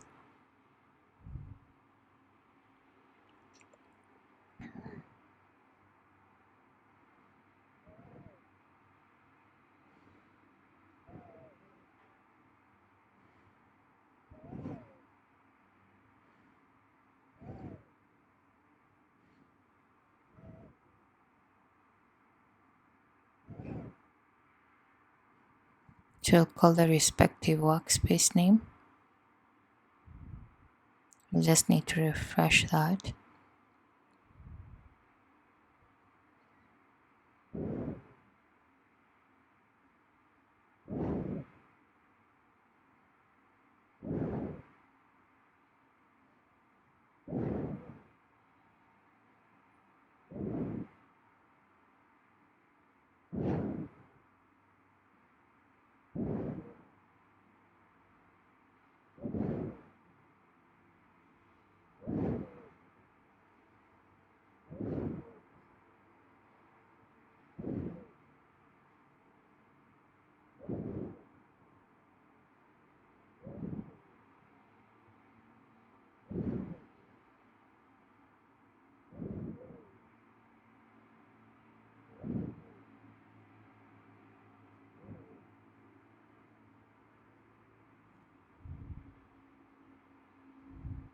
So we're designing how we're going to display the boards for the specific list. It will be inside a container, and that container will be designed. We'll have cards representing the specific boards. Let's try and see.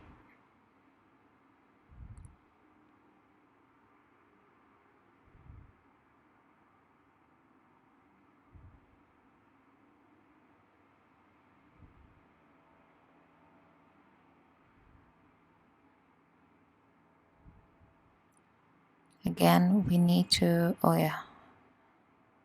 dot root, and then we pass the specific arguments.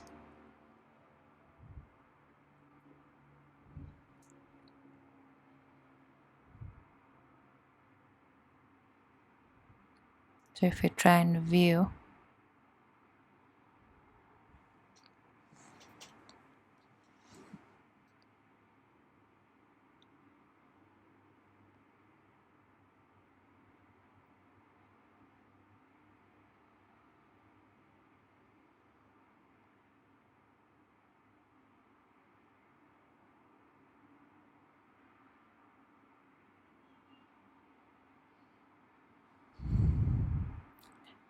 let's finish up on our design. So in the travel workspace,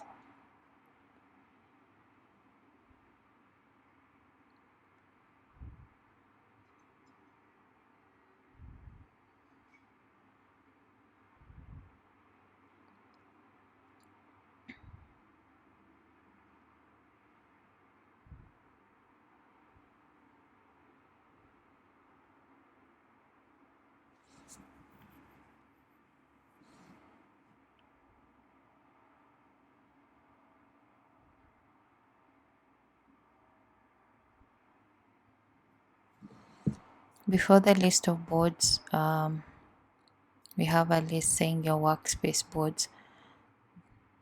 Let's continue designing the cards that will show the boards. For travel, I think we have only one board. Or is it two? One. So we'll use the future builder again to handle for us the display.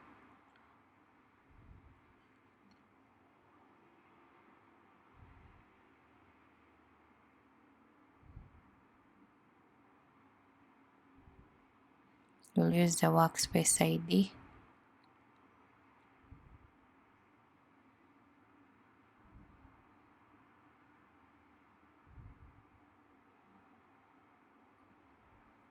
This is quite familiar. List board. Snapshot.data as list board.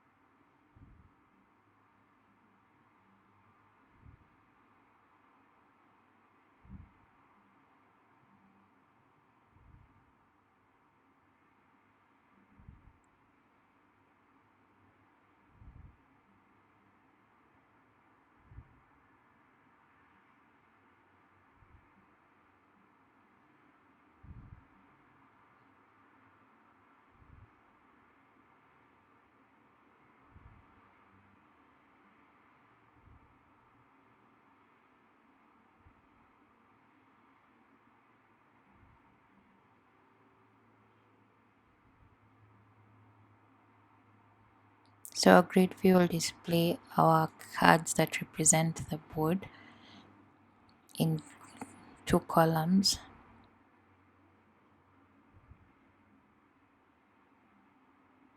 We already have our card displayed representing one board. This workspace has only one board. So now let's work on the interface.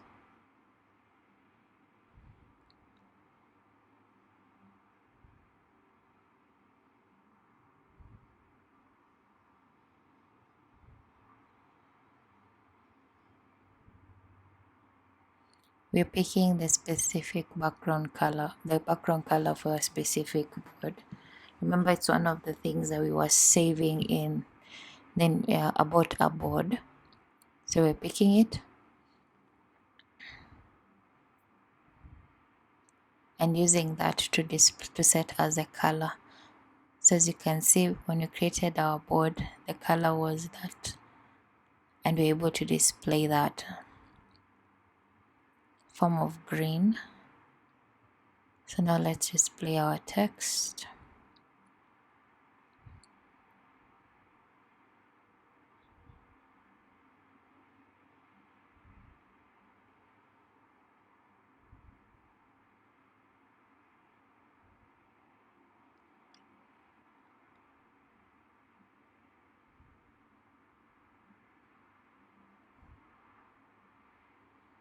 You can see our text, but let's just change the text font to white. Now we can see our board. Great.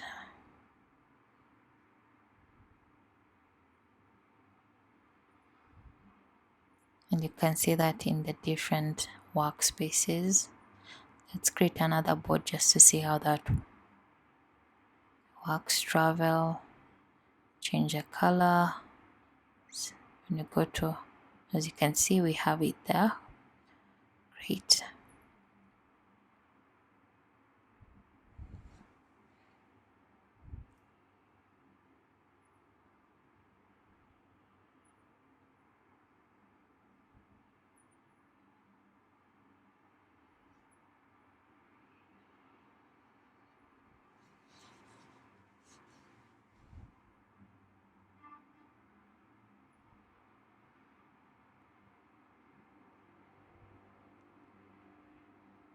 That's in the highlights tab.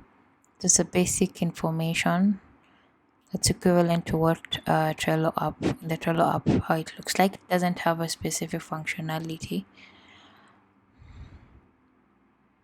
So with that, we are checking on offline boards instead of workspace 1 and board 1. Let's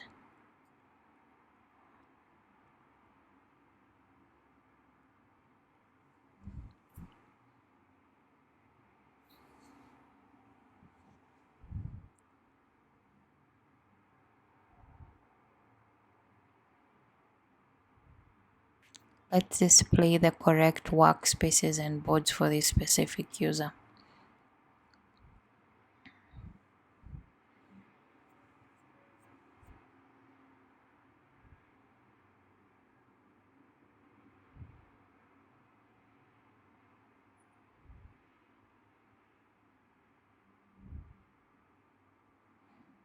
So it's equivalent to how we designed the home screen. So we're going to just reuse the same code.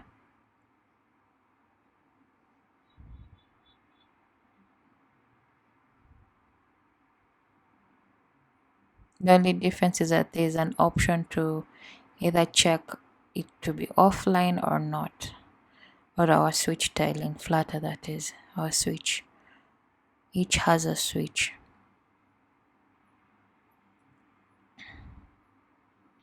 So we're just reusing the same code.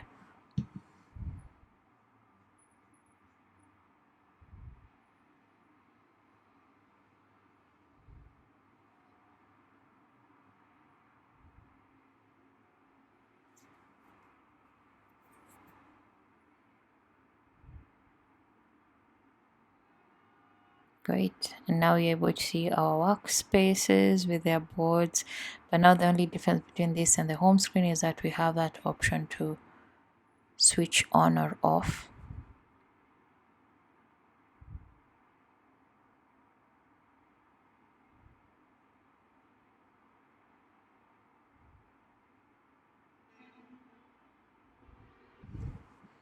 Yeah, we have done most of it. And I hope it's more explanatory in terms of how to interact with Serverpod. That's the basic of the basics. And of course, Serverpod is amazing and there's a lot to learn from it.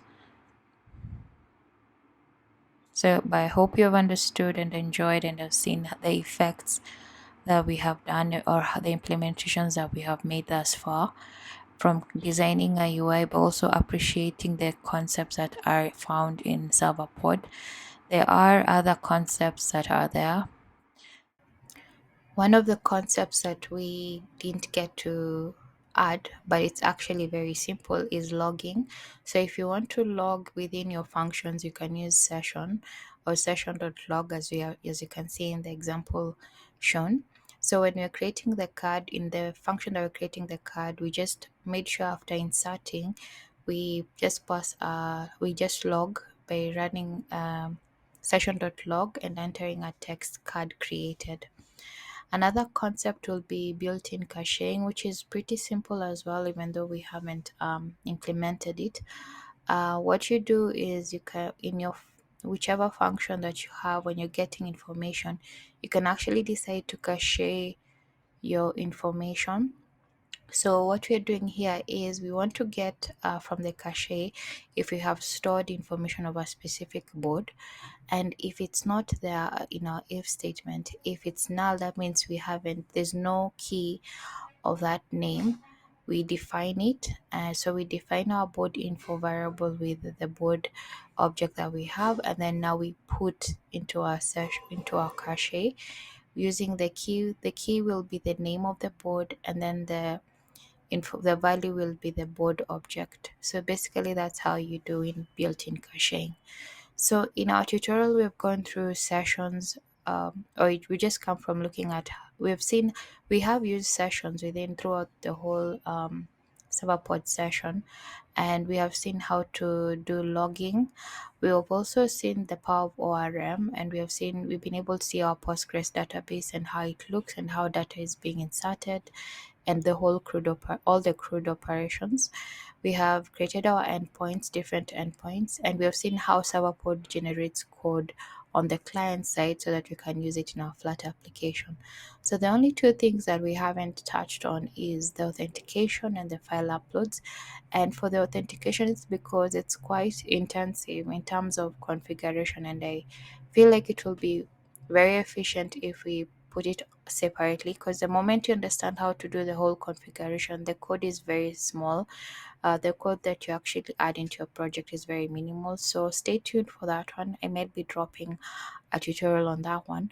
And then for file uploads as well, the aspect of cloud and managing cloud and all that, I found it's rather than just showing I just use Amazon S3, it will be best to actually give a detailed explanation on that, because implementing it on the application is it's just the lines of code are quite small, but the understanding of these two concepts is very important, because you find that we're using third parties that are not dependent on Serverpod, so you need to understand them first, and then once you know how to use them, implementing it in a platform like Serverpod is quite easy. Other than that, I really hope you have really enjoyed this tutorial. We use a very large use case to explain how Serverpod works, but it was really exciting being able to create a full stack application with just one language, which is Dart. Our Flutter application was in Dart, the server side was in Dart, which was quite amazing. So I hope you've seen the power of Serverpod, and I really hope that we get to engage and learn more from each other as we go forward. So see you on the next one.